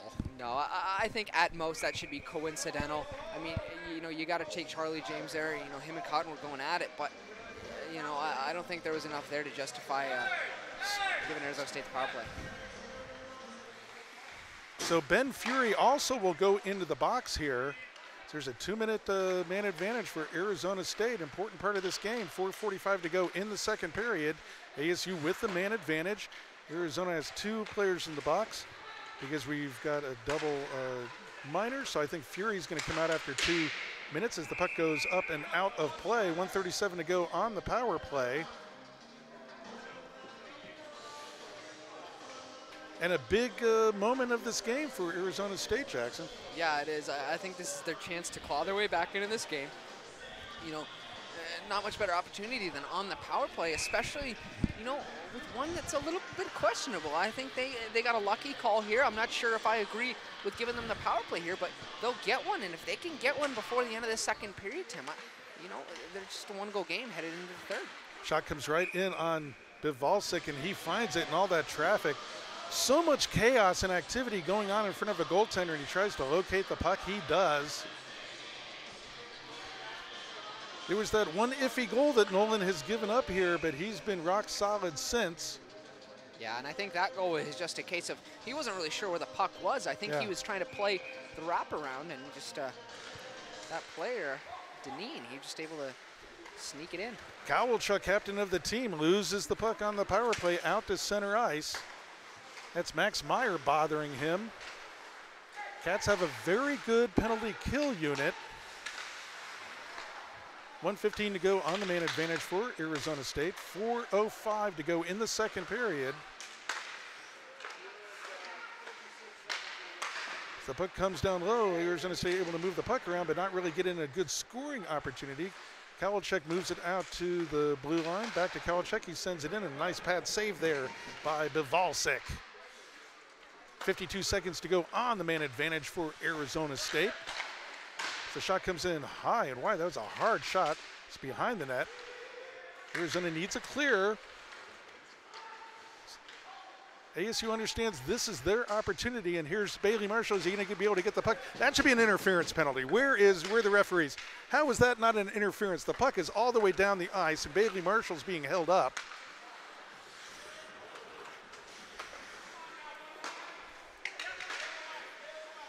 Play continues on.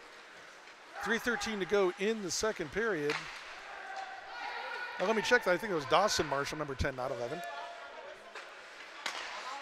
Kowalchuk loses the puck again out to center ice.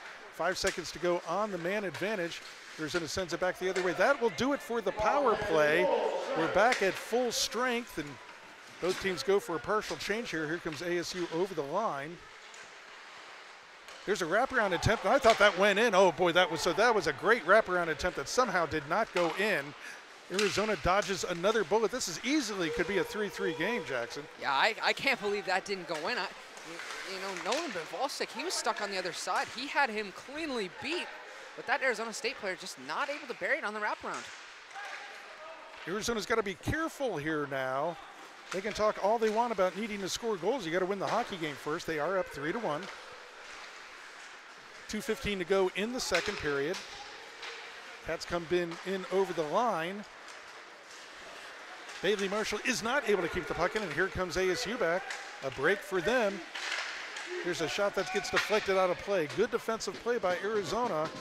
ASU starting to play with a little bit of good desperation here. They're starting to make a push. Yeah, you can see that they really want it, and I think a big reason that the Cats were able to kill that penalty and why they've been so good defensively is, you know, this team prides themselves so much with blocking shots, getting sticks and lanes, and you know that's something Coach Berman, you know, really expects out of his players, and these guys really expect from each other as teammates. Is they want to see each other, you know, block pucks, get on, you know, sacrifice their body to make the save. Big rebound there by Nolan Bivalsic. Goes to the far side corner. Cam Armstrong digs for it there. So goes up the boards to Decker. ASU comes away with it though. Turns and shoots, and the puck deflects away. Another opportunity there for Arizona State. 1:38 to go in the second period. Arizona needs another clear. Good intensity here from Arizona State. This is what we expect from this kind of rivalry game. It doesn't matter that they're 7-28-3. Wow, there's an Arizona player sent to the ice, and this is going to be at least one penalty. Can Arizona just skate away now? Now this is fascinating because the Arizona player tried to skate away, and the player that's going to go to the box for ASU, Jacob Lester, took another shot at him. Let's see if this is a double minor for Lester. It should be. He's still talking. He's yapping. He may be gone. Jacob Lester, I believe, is gone. Yeah, and I think that's the right call there, Tim. He was yapping as he was making his way to the box, and I think if he, just keeps his mouth shut, he won't get kicked out of the game for that. Jacob Lester's heading to the locker room. I think that's it's at least a game misconduct. We'll see if it's a game disqualification. He went after an Arizona player after he already was going to be called for a minor. There should at least still be a power play for Arizona. I have no idea how an Arizona player is going into the box, but Cam Armstrong is going into the box. Cam Armstrong, one of those guys, he won't argue with you. He'll just kind of, he'll do what he's told, so he's in the box now. But I think, you'd have to think here, Tim, that Arizona State with a player getting ejected would have to walk away with more.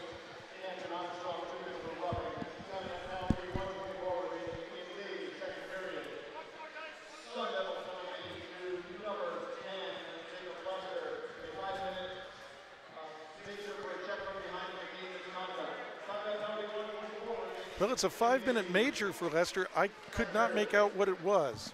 I believe that was a check from behind was the major.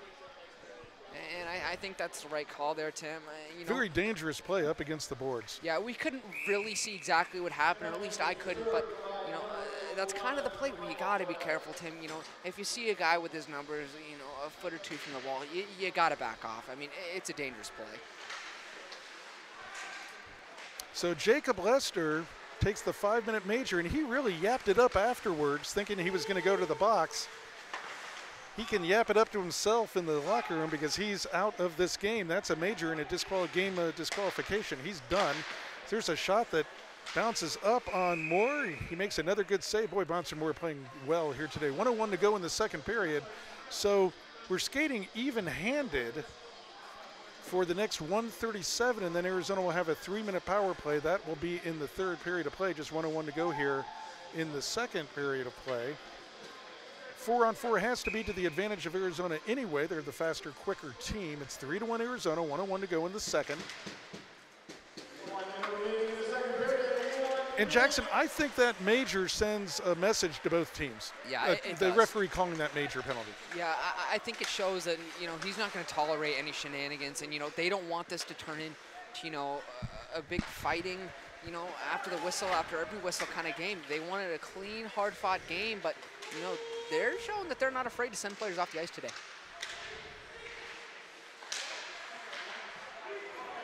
Another opportunity for ASU right in the slot. Arizona has to get this puck out of the zone. Here's Bird, he has it now. Headmans it up to Ken Jones over the line. Another shot and rebound, a shot and a score! A rebound, a shot and a score, and then a shot. Given, I think that's to Ben Jones. Nice rebound and a beautiful goal. And then some shots given to the Wildcat player after the goal. Yeah, I think that's Ben Jones, the fabulous freshman.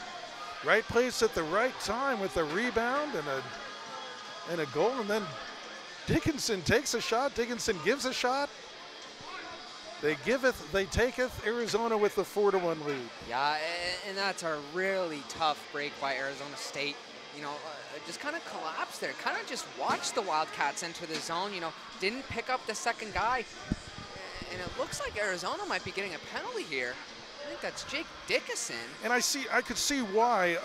Immediately after the play, he took a shot at an ASU player. I saw the second and third action, which was ASU hitting back, but I think the referee saw the first one. So Dickinson goes for 2 minutes. So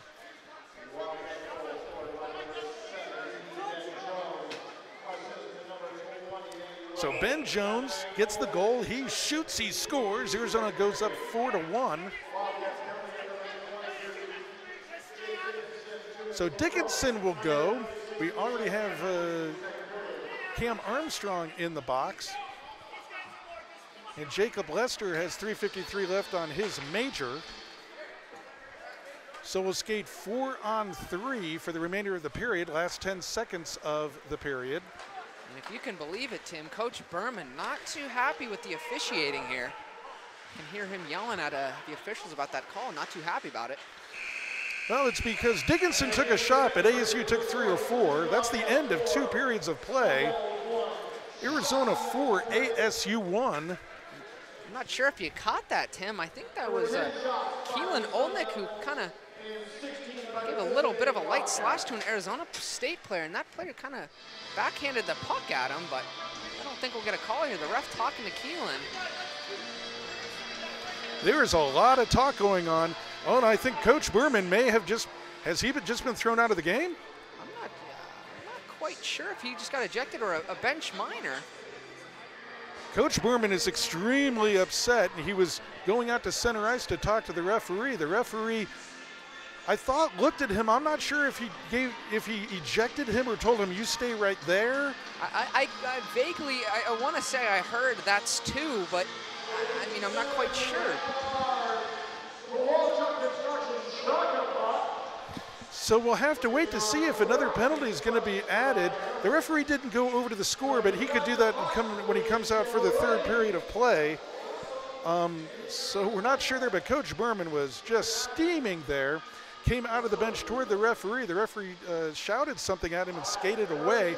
And Coach Berman was just incredulous, had to be escorted off the ice by some of the Arizona Wildcats, saying just calm it on down and let's talk about the third period of play. Well, this is everything you expect from this kind of heated rivalry game, Jackson, between Arizona and Arizona State. Great intensity from both teams. Some chippy play. We don't want anyone to get hurt, of course. But this is setting up to be a wild third period of play. Yeah, it is. It's setting up to be exactly what you expect from these two teams. A hard-fought third period.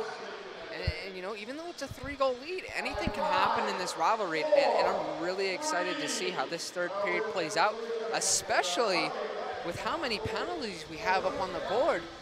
We'll have to see, you know, if we're playing even, if we're playing 4-on-3, what's going to happen? We'll have to see. Yeah, we'll have to try to figure it out as we come back for the third period of action. I'm Timothy Gasson along with Jackson Peterson. We'll have that third period for you quickly after this break with some interviews, some highlights, and everything to do with the Wildcats. You are watching University of Arizona Wildcat Hockey at the end of 2 periods of play. It's Arizona 4, Arizona State 1.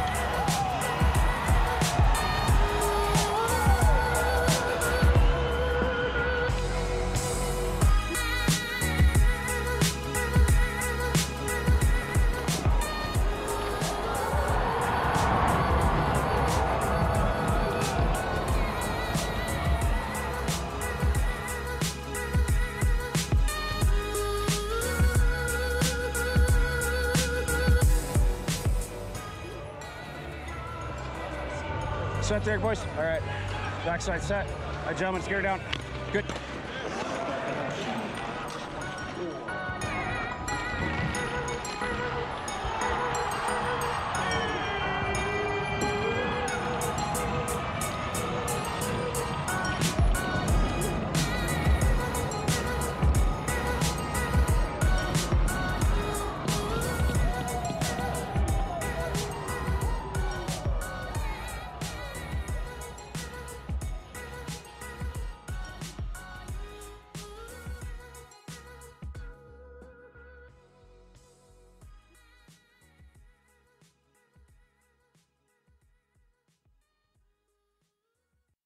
It's time for another Arizona Wildcat Hockey This or That. Escargot or caviar? Caviar. Caviar. Because I don't know what the other one is. Yep. Escargot. I don't know what escargot is, so caviar. Do you know what caviar is? Not really. I'm going to go caviar because I don't know what the other one is. None of the above. None of the above? Yeah. Do you know what they are? Not particular, but it just doesn't sound like something I'd eat. Sounds like raw something. Yeah, escargot is snail. Oh. So it's slap shot or goon? Slap shot. Slap shot. Goon. Slap shot. Slap shot. Yeah, 100% slap shot. Slap shot. Slap shot. Underwear or commando? Let's go underwear. I'll go underwear. Commando. Commando. I'll agree with you on that. Commando. I definitely agree on that too. We'll do underwear. I think it's safe play to go underwear.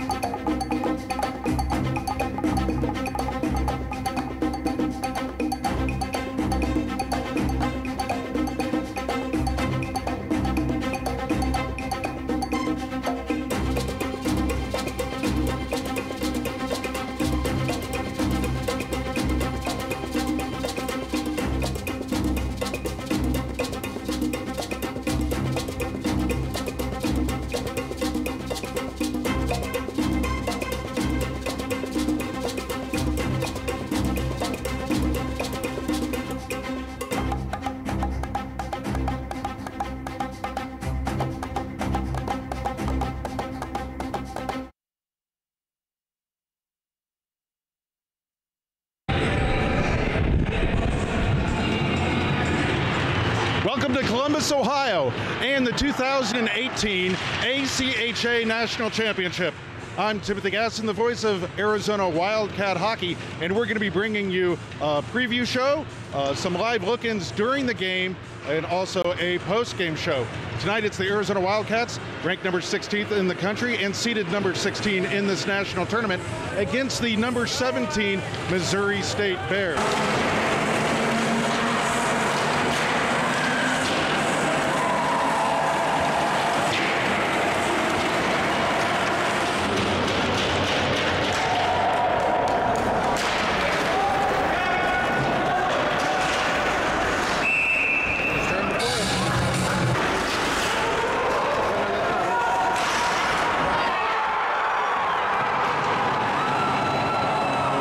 I'm with the head coach of the Wildcats. This is Chad Berman. After one period of play, Coach, you have a 1-0 lead. The Cats look really good to my eyes. How do you assess their first period? Yeah, I thought we did a lot of good things. I really liked our F2 net drive. It's the best it's been in a while. Penalty kill was probably as sloppy as it's been, all year, honestly, and maybe that's jitters. And but if you could survive a first period like that. And I don't mean survive. I thought we had a really good first, but I mean, coming off of a week, getting in your feet wet in the period, if you can come out 1-0, you're doing all right. So a couple little things we can clean up, keep pucks the outside. I'd like to see us shoot far pad more, but a lot of good stuff. You guys seem like you have a really good attitude going into this game. A lot of cohesion defensively and offensively. How would you grade your performance in that first period? I think we got to stay out of the box, but we got to keep working. We're working, and then stay out of the box and keep fighting, fighting. Thanks for joining us, Ryan Olson. We'll talk to you after the second period.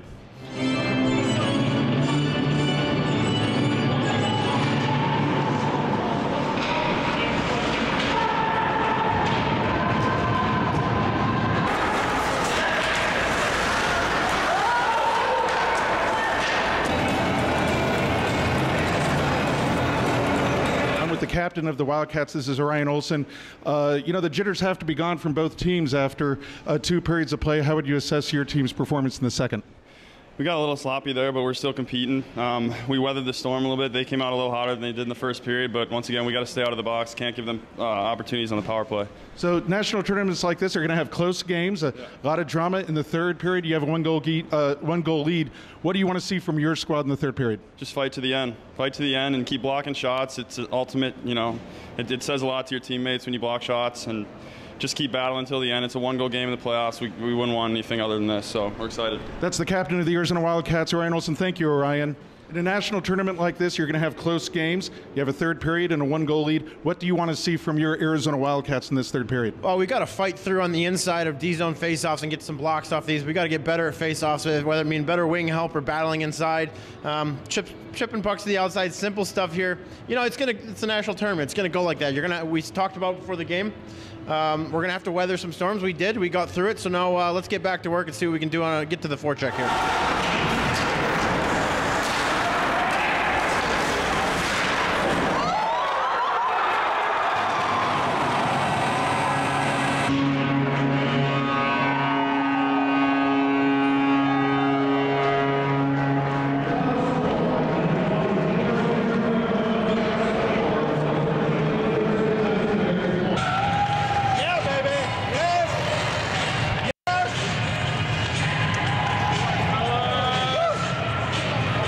What's it like to win the first game here in the ACHA tournament?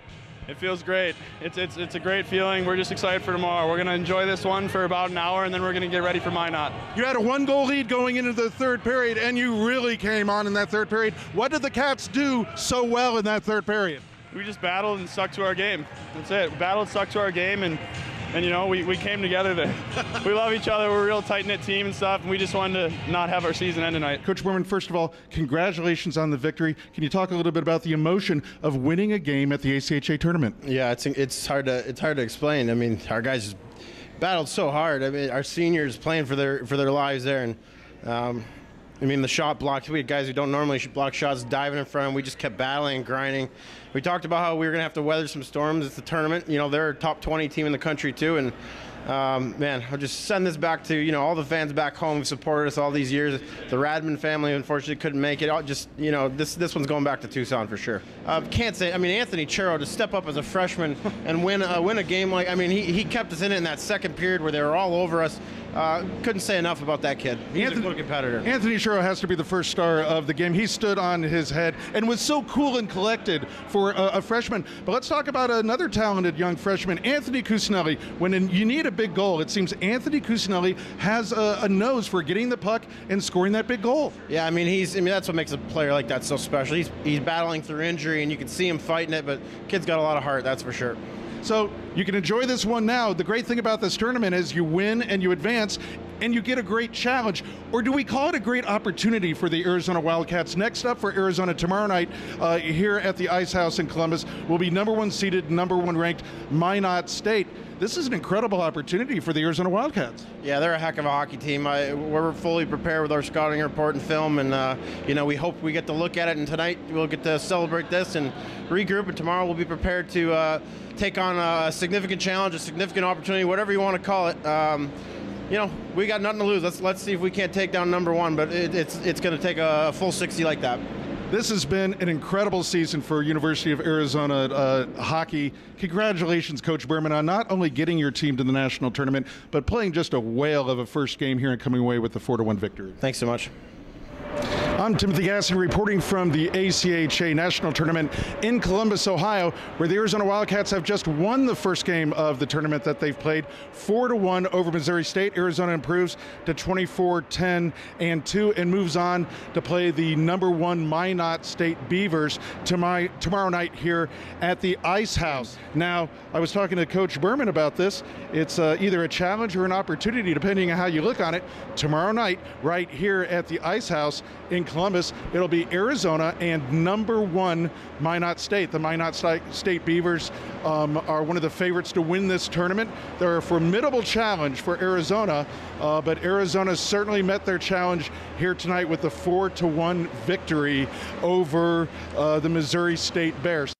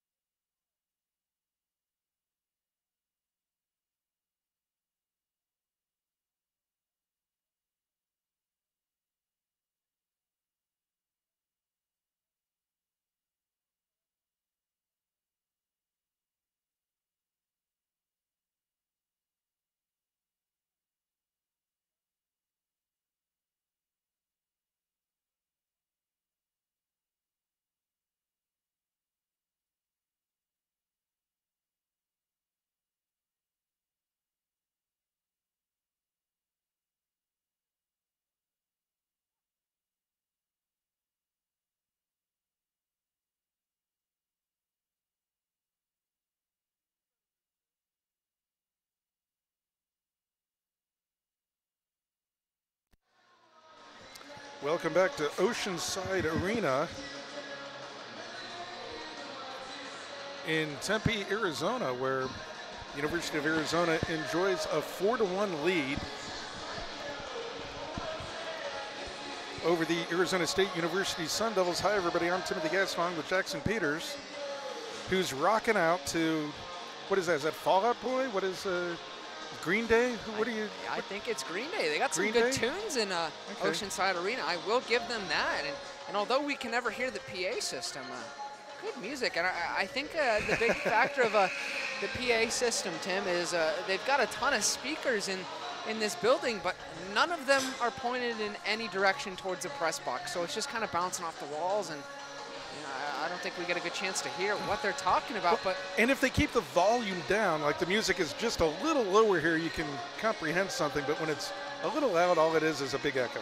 Yeah, and I wish we were going to be able to get some of the PA feed, because I think we're going to have some interesting penalty calls at the start of this period, Tim. Yeah, it appears that head coach Chad Berman was called for a bench minor for stepping out onto the ice at the end of that period. He wanted to talk to the referees, and they were having none of it. They wouldn't come over to talk to him, and instead gave him a 2-minute minor, or a bench minor. Obviously, Coach Berman will not go into the box.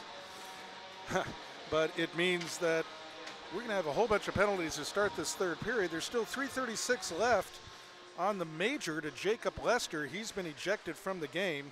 That was fascinating to see how yappy Jacob Lester was when he thought he was just going to the box for a minor, and then realized, uh-oh, I've been ejected from the game.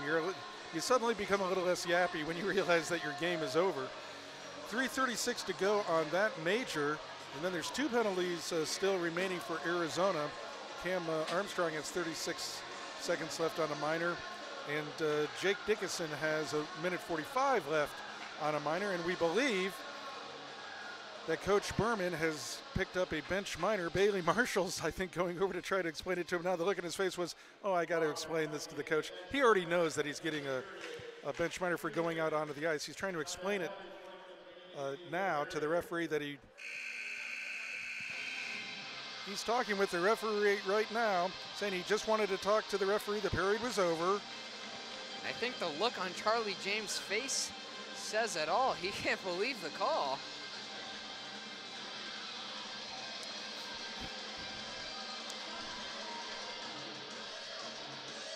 You know, once again, I'm wondering, Coach Berman has not been ejected.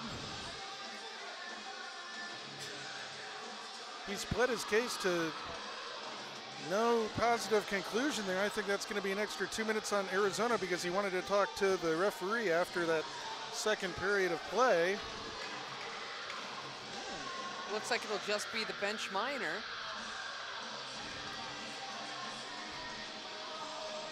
See, it's fascinating for us here at Oceanside, Jackson.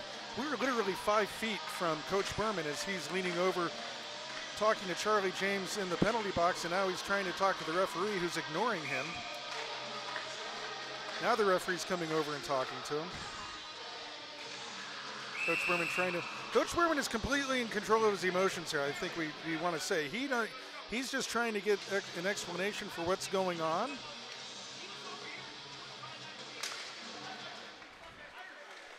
And the referee just intimated that he didn't make the call about the bench minor for stepping on the ice, but he intimated that if he had made the call, that he would have tossed the coach from the game.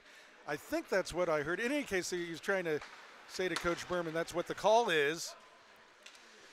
As now we're under play in the third period of play, just underway. Big opportunities here for the Arizona State University Sun Devils, as they have a one-man advantage right now as they keep the puck in the zone. Nice play to keep the puck in the zone. Skating 4-on-3, and there's an ASU player sent to the ice. Connor Deneen sent to the ice. Manny Rowe's got to be careful there. It looked like he kind of swung at the head of that Arizona State player. I think Manny Rowe just picked up a misconduct. Manny Rowe heading to the box.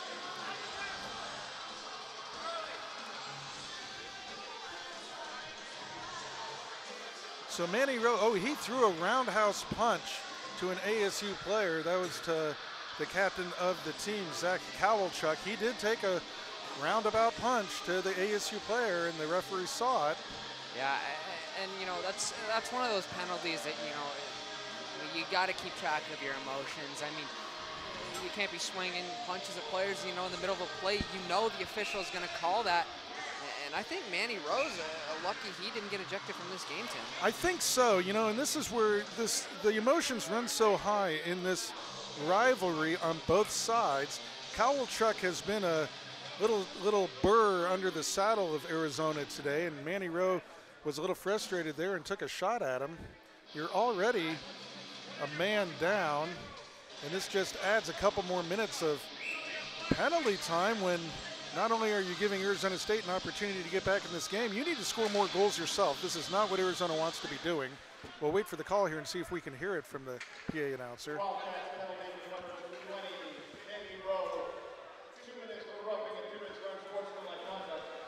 So a double minor for Manny Rowe, unsportsmanlike conduct and roughing. I thought that there was a designation, a signal that maybe he had picked up a misconduct, but a double minor for Manny Rowe. That's not what Arizona needs. A lot of power play opportunity now. There's a shot and a goal for ASU as Bivalsic does not get over in time, and there's a shot that goes to the upper near corner, and Arizona gets within 2, and there's a lot of power play opportunity to go here for Arizona State. Yeah, there is, Tim, and I mean, Arizona State, it's a 4-on-3 power play. You know, you can't draw it up much better than that. I mean, Nolan Bivalsic, you know, really little chance to stop that puck. Cross-crease pass, a one-timer from the point, really hard, you know, shot to stop. It's a 4-on-3, you know, you just got to really try and protect those shots from the point, and now it's a 1-goal game. 2-goal game. 2-goal game, excuse me. You're looking into the future, Jackson. Don't look into the future unless Arizona scores another goal. It's 4-2 Arizona. We're just getting underway in the third period. Just a minute 22 into the third period. Arizona 4, ASU 2. These penalties will keep rolling for the Cats. Still 4-on-3.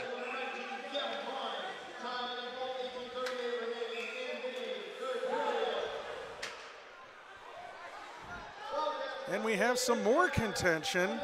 And we're going to have more guys going to the box. And this is where you got to be really careful, Tim. This is what we were talking about before the game. You do not want any game disqualifications here. Gavin Klein and Ben Jones go to the box, and Ben had something to say there. Ben had something to say there to the referee, and I'm not quite sure if he's staying in the box here of what has happened here. Has he been tossed from the game? Maybe the penalty wasn't on him. It could be just as simple as the penalty wasn't on Ben Jones. He thought it was on him.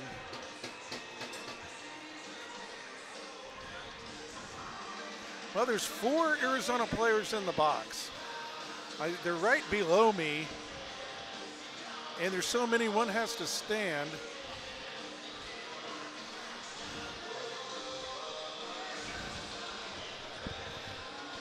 This game, which had been so well played in the first 2 periods of play, is really going a little bit sideways here now. And we'll have to wait and see what these calls are. It's a 4-2 game, 18:29 to go in the game.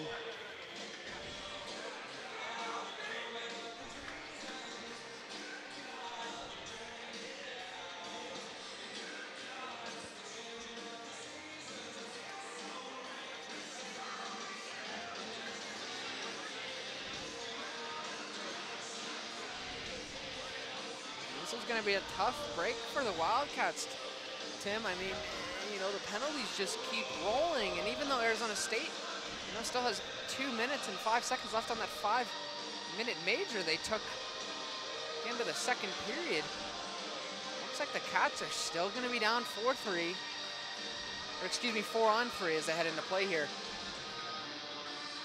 They got to be careful here, Tim. I mean, a game disqualification here. You just can't do it here. Again, we'll see if we can understand the call from the PA when they call these penalties.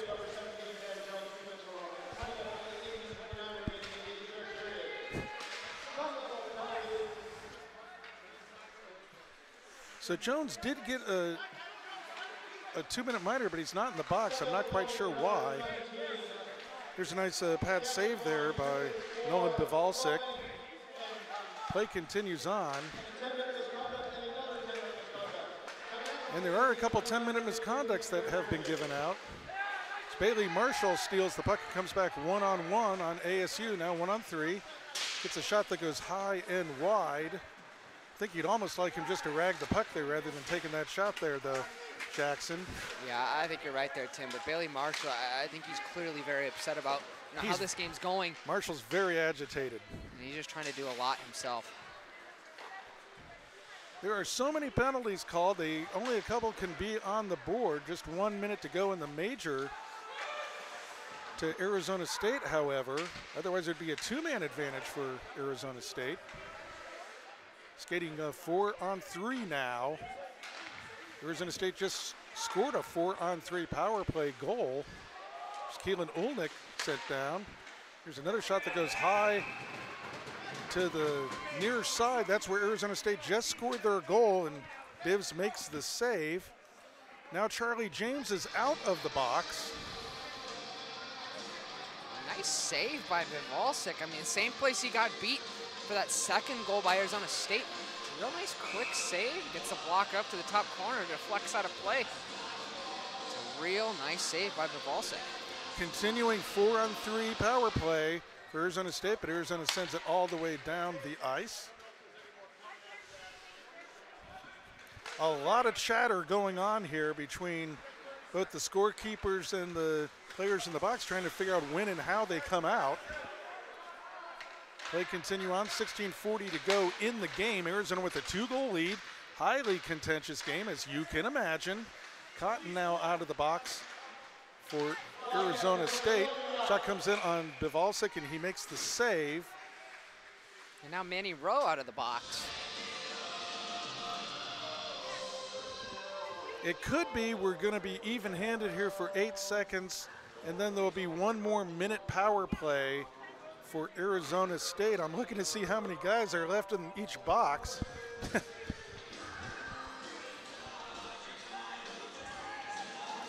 So we'll have a face-off in the Arizona zone. We still have a hockey game to play. Arizona, you know, I always worry about when we start talking about goal differential. You got to have 1 more goal than the other team to win the game against your rival. That's the most important thing. Arizona now up 4-2 over Arizona State. Charlie James asking the referee about something, and it's explained.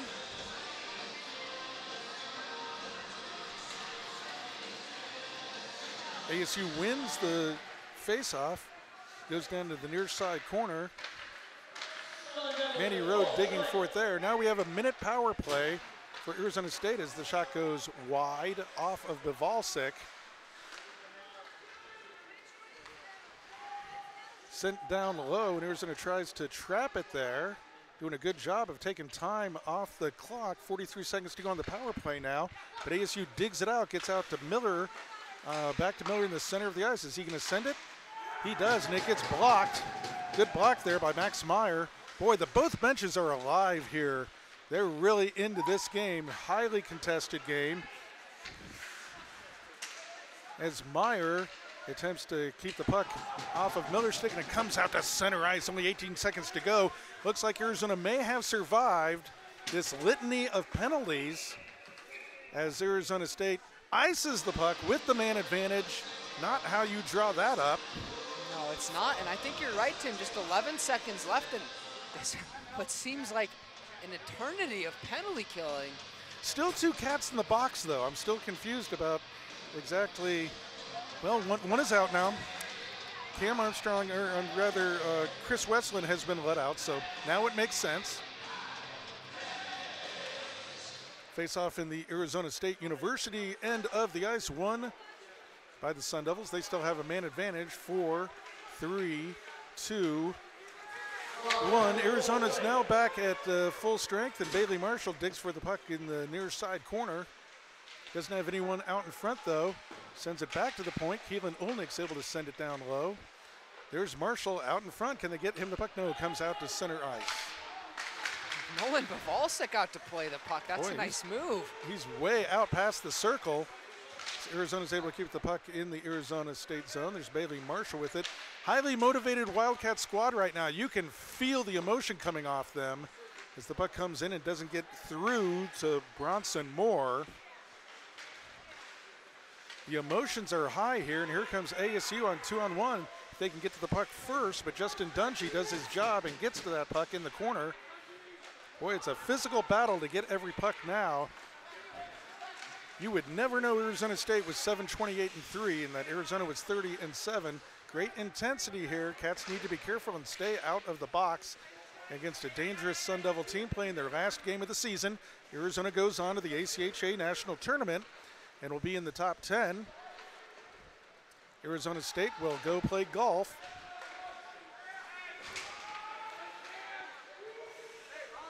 Now 6 minutes into the final period of play and our final game broadcast of the 2018-2019 season. Hi everybody, I'm Timothy Gass along with Jackson Peters. Got Victor Garcia here with us at Oceanside Arena, our second road game. Here's the puck that just goes wide of the net. Cats lucky to get that out of the zone. ASU has to start pressing now. 13:40 to go in the game. They're down by a couple goals. On the Wildcats side of things, they want to get this next goal and try to break open the dam. They've come close several times this weekend. But Bronson Moore has kept it close for the Arizona State Sun Devils. Yeah, I think Bronson Moore, his stats might not reflect it, but I think he's been one of the stars this weekend. Keelan Ulnick all alone in the slot, and he sends that puck, deflects wide. What an opportunity for Ulnick. Arizona's had all kinds of those kinds of opportunities. They need to start lighting that lamp. Yeah, they season Arizona with the 2-goal lead. They get the puck out to center ice. That's not going to go far enough for icing. At least it shouldn't be called icing. And they call it icing. So players seem to give up on that puck, and they call an ice, and we'll come back down into the Arizona end of the ice.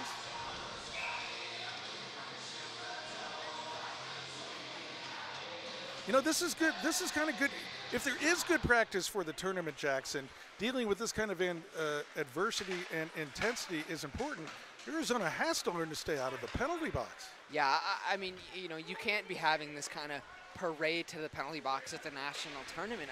I mean, you're just setting yourself up to, let in countless goals. You got to stay out of the box. Of course, there's good penalties to take, but a lot of them that the squad's taken, I think are avoidable calls, Tim.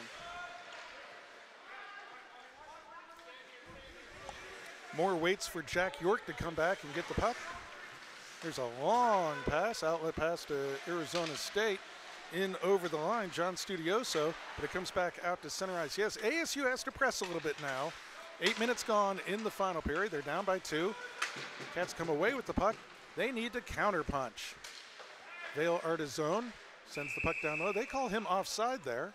I think it's going to be Charlie James, kind of snuck up on our right side. Can't quite see him from the press box. I think he just got a little too jumpy and just a foot offside. But Charlie James again smiling. He couldn't be happier to be out here repping his Wildcats tail.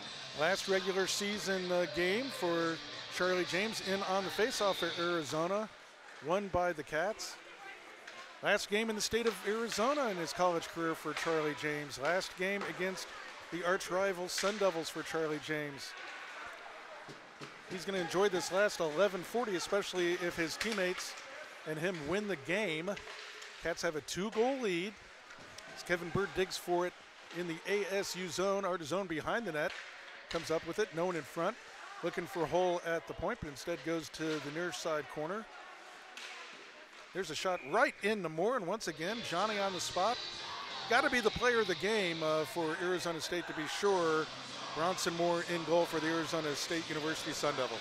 Yeah, Bronson Moore, coming into this weekend, he had a save percentage of 900, 3.22 goals against average, and his stats, I don't think they really reflect how good he's been. Every time that the Wildcats have gone up against Bronson Moore this year, they've had a difficult time scoring. A really good goaltender, and just a freshman, and he's really impressed me this weekend. I think he's a big reason why the Sun Devils have been able to, fight so close in both of these games this weekend. Play back on now. 11 minutes to go in the game. We have another whistle, and I think we have a hand pass, so we'll have a face-off back in the ASU end of the ice. Well, the intensity from Arizona State is exactly what I had been expecting. Somehow, we need to give Arizona credit for one more goal there. Didn't mean to give Wildcat fans a little bit of heartburn there. It's Arizona 4 and ASU 2. We don't have our entire contingent of Arizona hockey media. Each of us is doing 2 or 3 jobs here. And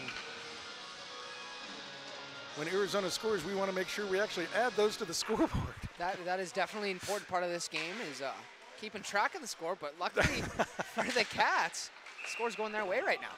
So that's going to be an offside at the ASU line. Well, at least we didn't have to take a goal away from the Arizona Wildcats. Arizona up 4-2 with 10:54 to go in the game, 10:54 to go in our last game broadcast of the 2018-19 season. What an exciting season it's been, Jackson. The Cactus Cup Championship. Big 1-0 win over the University of Central Oklahoma. Win over in overtime against UNLV. Winning the WCHL championship just yesterday on this ice. And there's more to come at the ACHA tournament. Wow, this is a great day to be a Wildcat. Yeah, it is. And this team, a really historic team for this program. The players know it, and they want to keep fighting. They're pushing towards their ultimate goal, which is, winning a national championship. And they're trying to do everything they can to put themselves in the best spot to do so. And this is a difficult game for Arizona to play emotionally. They won the championship yesterday. They've scored 4 here today. Let's see if they can seal the deal here against ASU, trying to do something positive in their last the last game of the year. They are fighting hard for the puck, keeping it in the Arizona end of the ice. Here's the puck that comes out into the slot. And it looks like we might be getting another Wildcat penalty here. I'm not sure. The official had his hand up. Yeah, and Manny Rowe headed to the box once again. He cannot be happy with this. I think this is is this a boarding call? I'm not sure. We'll try to have to decipher the PA's call. So we're exactly halfway home, 10 minutes to go in the third period. Arizona up by 2, but ASU with another man advantage. Arizona's vaunted penalty kill has to come to the fore once again. And Tim, what better way to end the season, at least for us in the broadcast booth, with 10 minutes left, that 2-goal lead we love to talk about.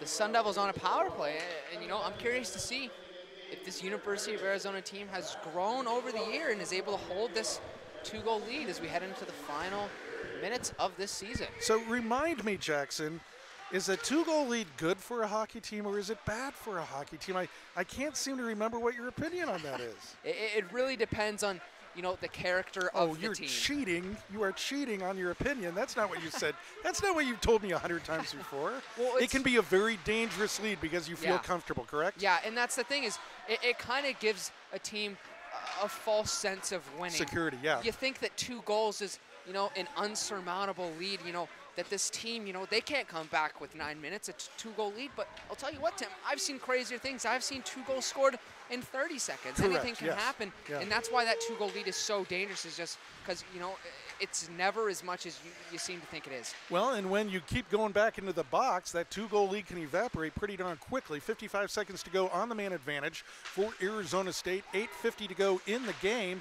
Can Arizona get the puck out as the puck comes in? Does not get through to the goaltender. Wow, nice save there of the puck by John Studioso, sending it down low. Can the Cats get the puck out of the zone? We have another whistle, though. I think he's going to throw a couple guys here. Looks like Connor Deneen is going to go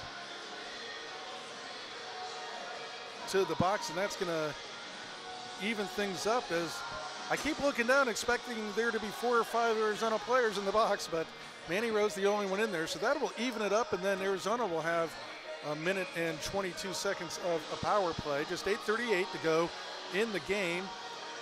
Face off in the ASU zone. Well, Cam Armstrong, how many players? Well, you gotta let someone come onto the ice. Arizona has more than 3 players on the ice. Why won't they let Cam Armstrong back on the ice? Arizona has to have 4 players.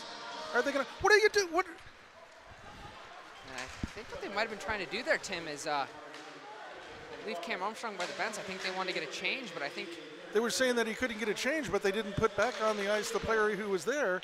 They dropped that puck, and Arizona only had 3 players on the ice. There's a save by Nolan Bavalsik. nice loud glove save, and Bavalsik's been real good. So now we're 4-on-4, and let me understand that again. Why wasn't Arizona allowed at least to get, if you weren't allowed to make a change, why weren't they allowed to get their player who was on the ice back on the ice? Well, I think they just missed the change. I think Cam Armstrong was supposed to come off the ice, didn't make it before, the official gave his last call on the change, so he just waited by the bench, so as soon as the puck was dropped, they could get the change up, and Coach Berman could get who he wanted out there. Okay, that's a good explanation. Cam Armstrong was not sure where he was supposed to go and be. Should he join the play? Should he stay at the bench? That's what because he was confused, I was confused, but it makes sense because you're right. As soon as the puck was dropped, Arizona made the change and Armstrong went off the bench. Thank you, Jackson. 8:06 to go in the game. In 6 seconds, Arizona will have a little bit more than a minute 20 on the power play, starting right now. Manny Rose back on the ice, heads to the bench. And Arizona now has a man advantage. There's Bailey Marshall with the puck over the blue line. Sends it to the middle of the ice. And that's where Bronson Moore finds the puck and falls on it. 1:07 to go on the power play for the Wildcats. With 7:45 to go, Jackson, they score a goal here. They could really put ASU away, it would appear. Yeah, I think the next goal, if there is a next goal in this game, is going to be really decisive, Tim. I mean, making this a 3-goal lead with just over 7.5 minutes left is real tough, but alternatively, if the Sun Devils can find a way to bury one, it turns into a real game. Real nice pass there by Justin Dungy.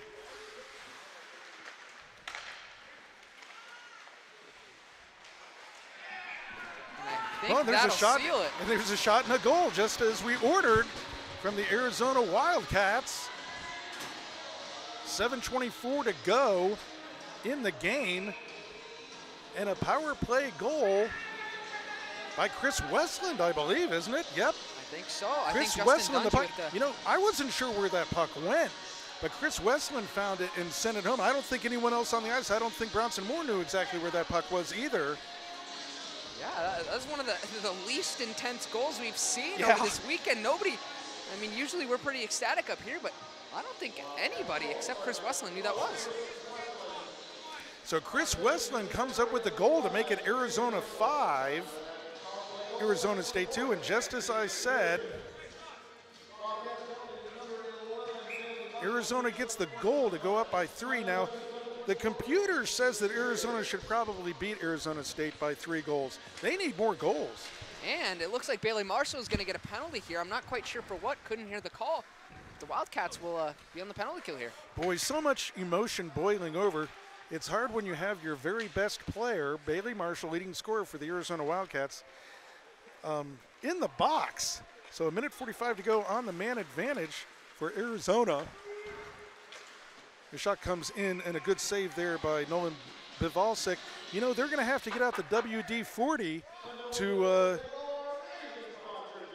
oil the hinges on the doors for these penalty boxes, because they're going to start creaking. They've been open and closed so much. Yeah, the penalty box has seen a lot of action. At some point, 4 or 5 players in each box over the weekend.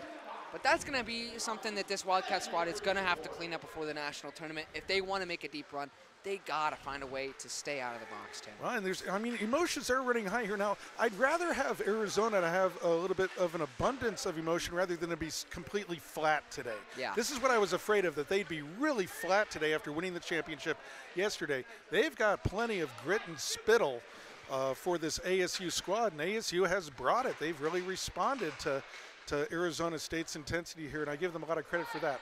Now up 5-2, a minute to go on the man advantage for Arizona State. They have given Arizona State so many opportunities here to get back in this game, Jackson. It's they just don't have the firepower to score quickly, Arizona State. Yeah, I mean, it seemed for the first half of this period, Arizona State had the man advantage. I mean, they've had a lot of good scoring opportunities. They just can't seem to bury it when they want to.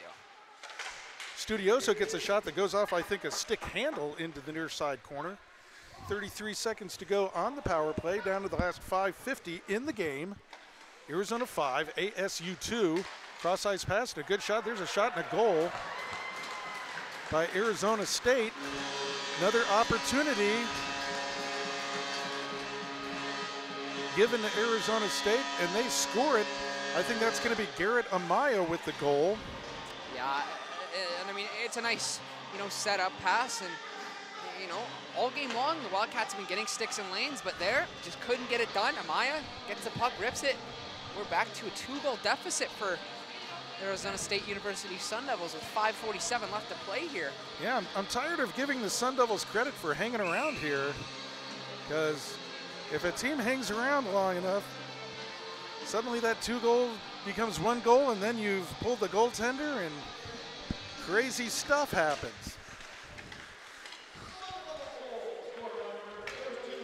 So Garrett Amaya comes up with the 3rd goal for ASU. It's now the Cats 5, the Sun Devils 3. 5.5 minutes to go in the game, 5.5 minutes to go in the regular season as Bivalsik makes another save. Rebound. Can Bird get the puck out of the zone? He does. They're going to say that are they saying that touched the netting? I think they may have said that puck touched the netting, and so there's going to be a face-off in the Arizona end of the ice. Boy, I didn't see it touch. I'm not sure it did, Tim, but of course, we're kind of at a weird angle to see what hits the ceiling and what doesn't. Well, there's netting there. I didn't see the netting move, but the referee's right there, and he saw it, so we'll have a face-off into the Arizona zone to the left of Bronson Moore. Cam Armstrong wins it, sends it up the boards, but not out. Arizona has to play sound defensive hockey now, a 2-goal lead. Charlie James gets tangled up. And we're going to have another power play for Arizona State. Justin Dungy going to the box. You can really see these guys chirping at each other. And Coach Berman is just shaking his head. Like what the heck? Yeah, and I mean, we saw how fired up Coach Berman was at the end. I see him kind of laughing. I don't think he can believe some of the calls they've been getting this weekend. Now, I've said it often. Ice hockey is the most difficult sport to officiate, and I do like the 2-referee system. But there's been some really interesting, odd officiating this weekend. Yeah, there has a lot of questionable calls. A lot of soft calls. I mean, just real light stick taps turn into penalties, and then, there's 2 or 3 guys in the box. But either way, I mean, it's been called pretty consistently, and the Cats, you have to adapt to situations like that. You got to do your best to stay out of the box. So 4:35 to go in the game, 1.5 minutes to go on the power play. A must-have for the ASU Sun Devils. They move the puck around. They're good at puck possession in the Arizona zone, but the puck gets blocked into the near side corner. Can Arizona get it out? They can. They get it out to center ice. 1:08 to go on the power play. ASU back over the line. Can Arizona get the puck? It deflects out of play, so we'll have a face-off. Now stick around, Wildcat fans. Immediately following the game, we'll do a post-game wrap-up here in the box with Jackson Peters and myself. That's immediately following today's action, the conclusion of the regular season, the conclusion of our game broadcasts. We're delighted to have brought you the road contest yesterday and today with Arizona State University. A big 2-0 win yesterday. Cats are ahead with under 4 minutes to go by 2 goals. 45 seconds to go on the man advantage for ASU, though. Can Arizona get another clear? Cam Armstrong digging for it there. Delayed penalty here. I'm not quite sure on who. On the U of A, Arizona State is going to be given a 2-man advantage. And this is turning into a real exciting game, Tim. I mean, 3:42 left to play, and it looks like we're going to have a 5-on-3 power play for the Sun Devils for 34 seconds. To say that the Wildcats are incredulous about this, Cam Armstrong heading to the box, and Cam Armstrong, he just, as he's skating to the box, just turns to his bench and just shakes his head like, what am I supposed to do? Yeah, I mean, it looked like that happened when they were all tangled up in the corner. So Arizona State has taken their timeout, which is a good time for them to take their timeout. 3:42 to go in the game. For 34 seconds, they're going to have a 2-man advantage. They're down by just 2 goals. And you get the idea that they're going to be given several more chances until they tie this game up. I mean, with a 5-on-3, Tim, I mean, down by 2, I'm not sure, you know, you could be given a much better opportunity to, you know, get back from a 2-goal deficit. A 5-on-3, you know, for a team that doesn't score a bunch, this is a good time for them to figure out how. We saw them, you know, just get pucks in the net, cross the net. We saw them already score on the power play. We'll have to see if they're drawing something special up for this power play. I know they want to end their season on a good note. Really good attitude on the Arizona bench here as Coach Berman was talking during the timeout there. They were calm, they were collected, they were talking about just doing their jobs, keeping the puck in front of them. They didn't seem rattled. These are the kind of pressure situations they're going to have to succeed in. Face off to the right of Bivalczyk. Keelan Ulnick gets that puck down the ice. Such an important clear when you're down by 2 men. 24 seconds to go on the 2-man advantage. 3.5 minutes to go in the game. Arizona up 5-3. We would expect nothing less from these 2 rivals. As Arizona's able to get the puck out. Here's a 2-on-1 going the other way. Chris Westland takes the shot and it goes up and out of play. That was the right play there, I think, Jackson. You know, you have a 2-on-1, but you're shorthanded. Just take the shot. Yeah, and I don't think this could have worked out much better. They'll get a face-off in the opposition zone, in the Sun Devils zone. And I mean, with a 2-on-1 on a 5-on-3 penalty kill, you know, if you don't get that pass across, you know, it could be a 4-on-1 going the other way. Right.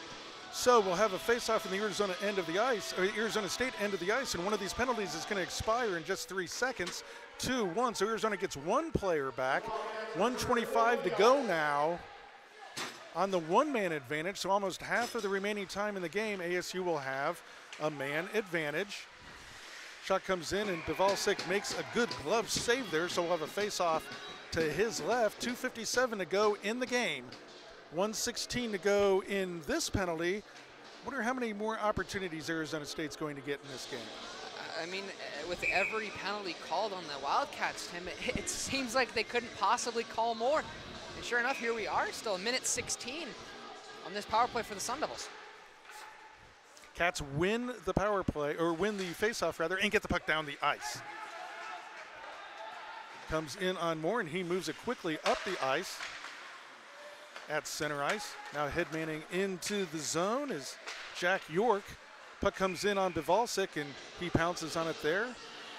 Calmly, coolly, hands the puck, has it ready for the referee.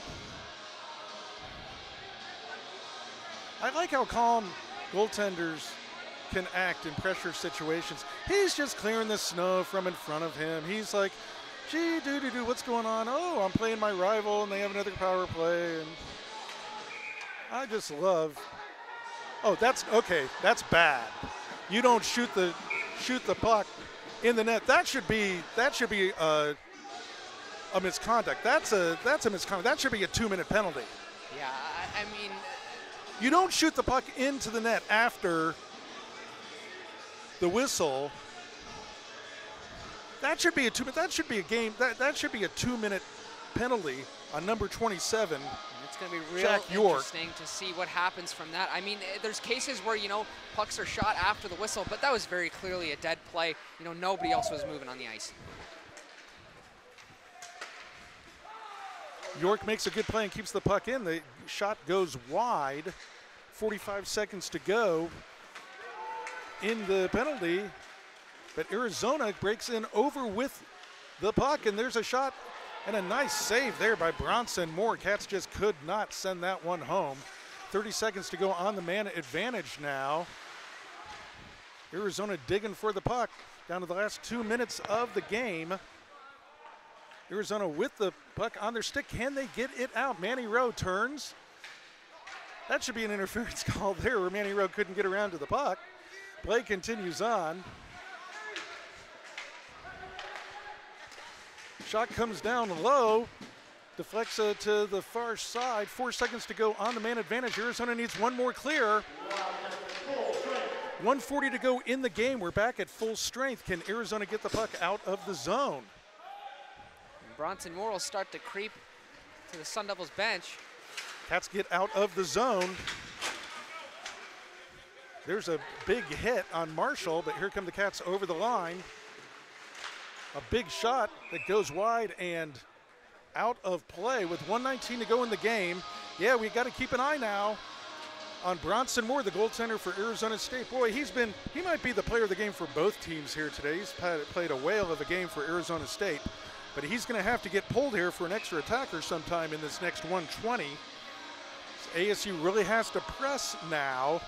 My heart starts racing just a little bit more. Boy, after more than 3 decades of UofA ASU hockey, you'd think I just get to expect this, Jackson. But it's exciting every single time as the puck just comes in on Bivalsik. He makes the save, and then his teammates clear out the stuff in front of him. None of that really needed to happen. That's more, I mean, Bivalsik had taken care of himself there, but he sent a little message. Goaltenders will send a little message to his teammates sometimes when they make a save and kind of make a motion towards other players. Hey, get that guy out of here. Get that guy away from me. Yeah, and I think Bivalsik kind of got sprayed with ice as one of the Sun Devil players was crashed in the net. And, you know, sometimes, you know, that's just like touching your goaltender. It's unnecessary, but I think there it was just kind of a matter of those Arizona State players kind of working a little extra harder. You know, they want to bury a puck here, but Bronson Moore, he's out of the net. That net's wide open. So Studioso for ASU and Dungy for Arizona go to the box, offsetting Miners, I think, although Bailey Marshall looks very disappointed. Why do I get the feeling that ASU is going to get a man advantage out of this? Well, Tim, with the way this game's been going, I wouldn't be surprised if Arizona State does get a man advantage here. Somehow, with 1:07 to go in this game, Bronson Moore's been pulled for an extra attacker, and I think Arizona is going to get another penalty. How many opportunities can they give Arizona State? Well, I guess we're going to find out.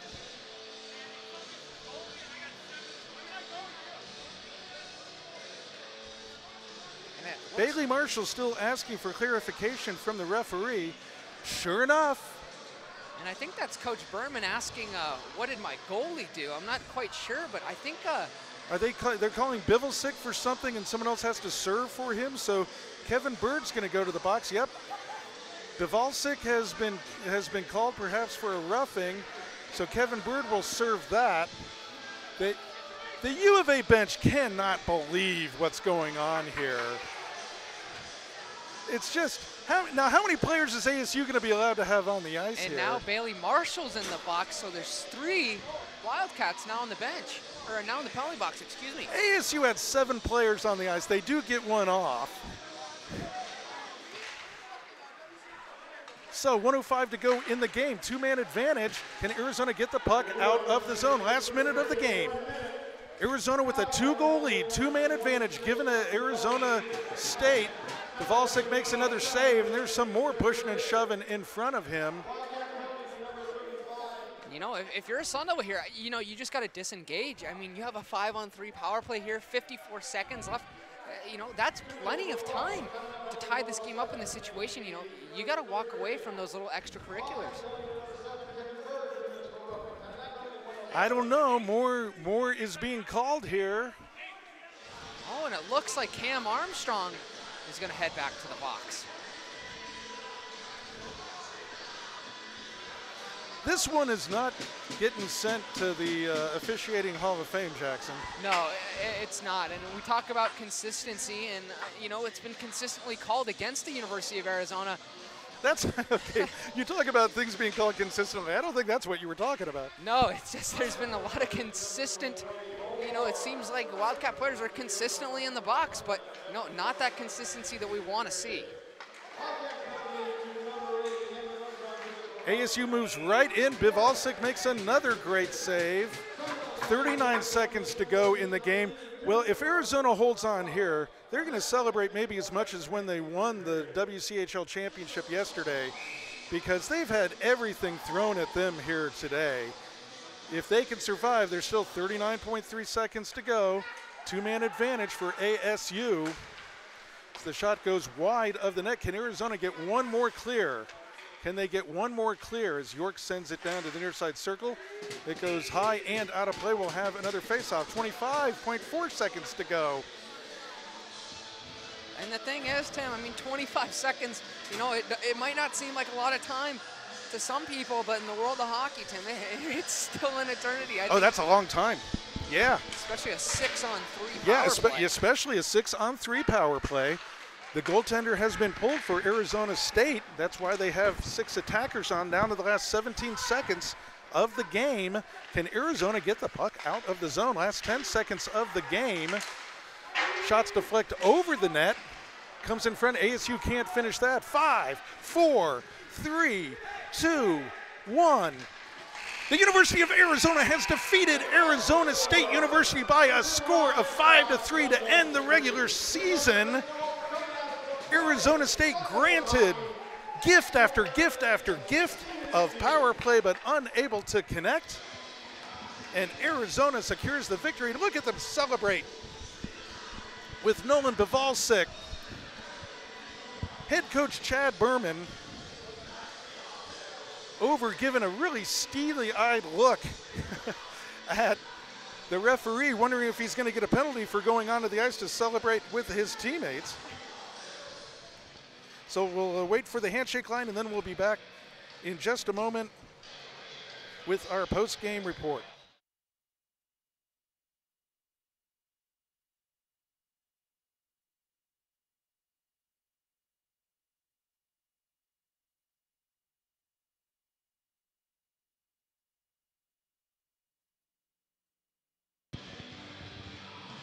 So the Arizona Wildcats defeat Arizona State University by a score of 5-3.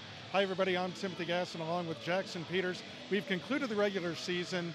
Arizona are now WCHL champions. They're Cactus Cup champions. And somehow they've survived this onslaught here at Oceanside Arena against ASU. How did they survive this third period, Jackson? Well, I'll tell you what, Tim. We talked about how this power play needs to improve headed to nationals. I don't know what else that the penalty kill for the University of Arizona can do. They really proved themselves today and yesterday, near perfect on the weekend. I mean, 3 5-on-3 power plays for the the Arizona State University Sun Devils in that third period. 1 6-on-3. I mean, 6-on-3. Yeah, I mean, you hardly ever see that in hockey, and I'm really, really impressed by the penalty kill of this Wildcat hockey team today, and I think that's why they came out on top on after this third period. So I was looking over my shoulder at the handshake line just to gauge the mood of Arizona and Arizona State. Classy from both teams. They went through the handshake line and everything was fine, but you could just see on the ASU players' face, they went 0-8 against their arch rival Arizona Wildcats this year. In their final game of the season at home, they gave it everything they had, still came up short, 5-3. They had a few helpers along the way there, Jackson, though. A lot of power plays. When I see the final statistics for this game and see all the minor penalties that have been called, I think I'll be amazed at how many opportunities ASU was given. At the end of the game, Bronson Moore pulled by Arizona State for that extra attacker. Plus, they had a 2-man advantage. You don't see a 6-on-3 power play very often, and Arizona killed it off. Yeah, I mean, again, I'm really impressed. I mean, Arizona State I mean, a 6-on-3 power play, you're going to have some good quality chances. But I felt that, with the situation, the Wildcats, defended that 6-on-3 really, really well, kept Arizona State to the outside and killed off that penalty. And, if they bring that same penalty kill to the national tournament in Frisco, I'd have a hard time seeing, even those top teams like Lindenwood score on this penalty kill. I'm really impressed by, that penalty kill we saw today, Tim. Certainly one of the strengths of the Arizona Wildcats are their penalty kill. Now they've got to get their power play going, because they also had opportunities today and they just didn't finish on the power play. There are going to be some times at the national tournament where they need a goal and they're going to have that man advantage. They got to plant that puck if they expect to advance. Yeah, I mean, you don't want to see this Wildcat hockey team, in a similar situation as, the Sun Devils were today, given a lot of power plays, but just nothing. And, the Sun Devils had some chances, but, when the U of A went on the power play, they had a tough time getting good scoring chances, and that's something that they're going to have to work on. Of course, we talked about how this team hasn't had as much practice time as, we'd like to see, but, you got to make the best of what you're given, and, you got to be better on the power play. At that national tournament, a power play, could decide a game, and they need to find a way to at least start getting scoring chances on it. Well, there can be no more excuses for the Arizona Wildcats when they get to the national tournament. You either get stuff done or you go home. But Arizona gets it done here this weekend. 8 straight against Arizona State. I think it's been a couple decades since Arizona's been able to sweep the entire year series against Arizona State. Last year they were 6-2 against ASU and won the Cactus Cup. This year a perfect 8-0. That's got to be wonderful. It's got to be an awful feeling in that ASU locker room right now, though. They threw everything they had against Arizona. They just weren't good enough to beat them. Yeah, I mean, you definitely can't say that this Sun Devil team lost because of their effort. This team, they left everything out on the ice, and I'm excited to see, what they bring with such a young team. Is, they've got a year under their belt. They'll come back next year. I would expect to see, many of the same players, but, it's tough to go into, your offseason like this. You lose to your rival every time, and, a lot of those games were really one-sided in favor of the Cats. But today, the Sun Devils gave a pretty valiant effort, but again, they just cannot find a way to score. We talked about how this team doesn't have a lot of, high scores, but that's something they're going to have to work on over the summer. And, it's easy to say, score more goals, but, they're going to have to work on some things. I think that was a big reason of why the Cats were able to dominate them all season, is this Sun Devil team just couldn't find a way to score all season long. Well, you get the idea. These games are going to get closer and closer. This is going to become a good Arizona State University Sun Devil squad. But we have a really good University of Arizona Wildcats squad. Scoring today was Dawson Marshall and his brother Bailey Marshall, Ben Jones, and Keelan Ulnick. Does that add up to 5? 1, 2, 3, 4. Who scored the 5th goal for the Arizona Wildcats? Someone had 2. Chris Westland had the 5th goal for Arizona. For Arizona State, Garrett Maya and Connor Deneen scored, and there was a late goal for ASU as well. So Arizona improves to 31-7. The Sun Devils dropped to 7-29-3. Their season is done. Arizona moves on to the ACHA National Tournament. Now, we should find out in the next couple days what their seeding will be in that national tournament. The national tournament happens in the Dallas, Texas area around March 21st to the 26th. So we should know this week who Arizona is going to play and what their seeding is. Well, they needed to score a bunch of goals today to perhaps change their seeding and move up. They didn't do that. The computer said that Arizona should beat Arizona State by 3 goals about. Well, they won both of these games by 2 goals. That's under what the computers wanted them to do. So they're not going to move up. They might move down 1 slot. But Arizona's got to be excited about their chances at the national tournament. And they don't have to wait real long. And most importantly, they're going to have some ice time to practice before they go to the national tournament. Yeah, and of course you want to finish in the best seed you can, but it doesn't matter. I mean, at any level of hockey, you just want to get in.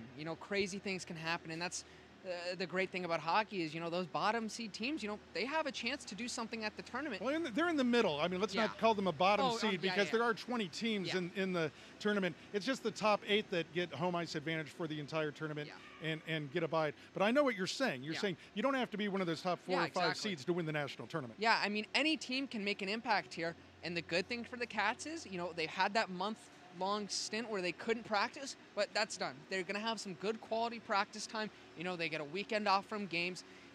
they're going to head into this national tournament with some good experience, some good ice time, and some good hardware that they won this weekend. So, things are lining up for the Wildcats to, make the best out of the situation that they're going to have, in that first game in Frisco. This has been an incredible season for University of Arizona Wildcat hockey. Winners of the Cactus Cup, winners of 31 games, now Western Collegiate Hockey League champions for the very first time. This has been an incredible season for University of Arizona Wildcat hockey media. We've had a dedicated crew of University of Arizona students, including Victor Garcia, who's behind the camera here today, my broadcast partner, Jackson Peters, and all the rest who are back in Tucson cheering on the Arizona Wildcats. They've made it possible for all of our social media, our Twitter, our Facebook, our Instagram, our Snapchat, our media relations, coaches show, promotional videos, and of course these game broadcasts, which has just been a delight to work with you, Jackson. It's the end of a very long season for the Arizona Wildcats, and we're just delighted for them. So, Wildcat fans, the next time you'll see me will be in Frisco, Texas. That's the Dallas, Texas area with the Arizona Wildcats for the national tournament. We'll be bringing you daily updates and also game break-ins. And I'm just delighted to say that the University of Arizona Wildcats have qualified for another ACHA national tournament. If you haven't forgotten, Arizona were national champions in 1985. I think it's time to update that championship ledger and bring another national championship back to Arizona. So for Jackson Peters, I'm Timothy Gasson. We've been delighted to bring you these two road broadcasts from Oceanside Arena in Tempe, Arizona, where the number 8 Arizona Wildcats have downed Arizona State University by a score of 5-3. Bear down, Arizona, and we'll see you real soon at the Tucson Arena for University of Arizona Wildcat hockey.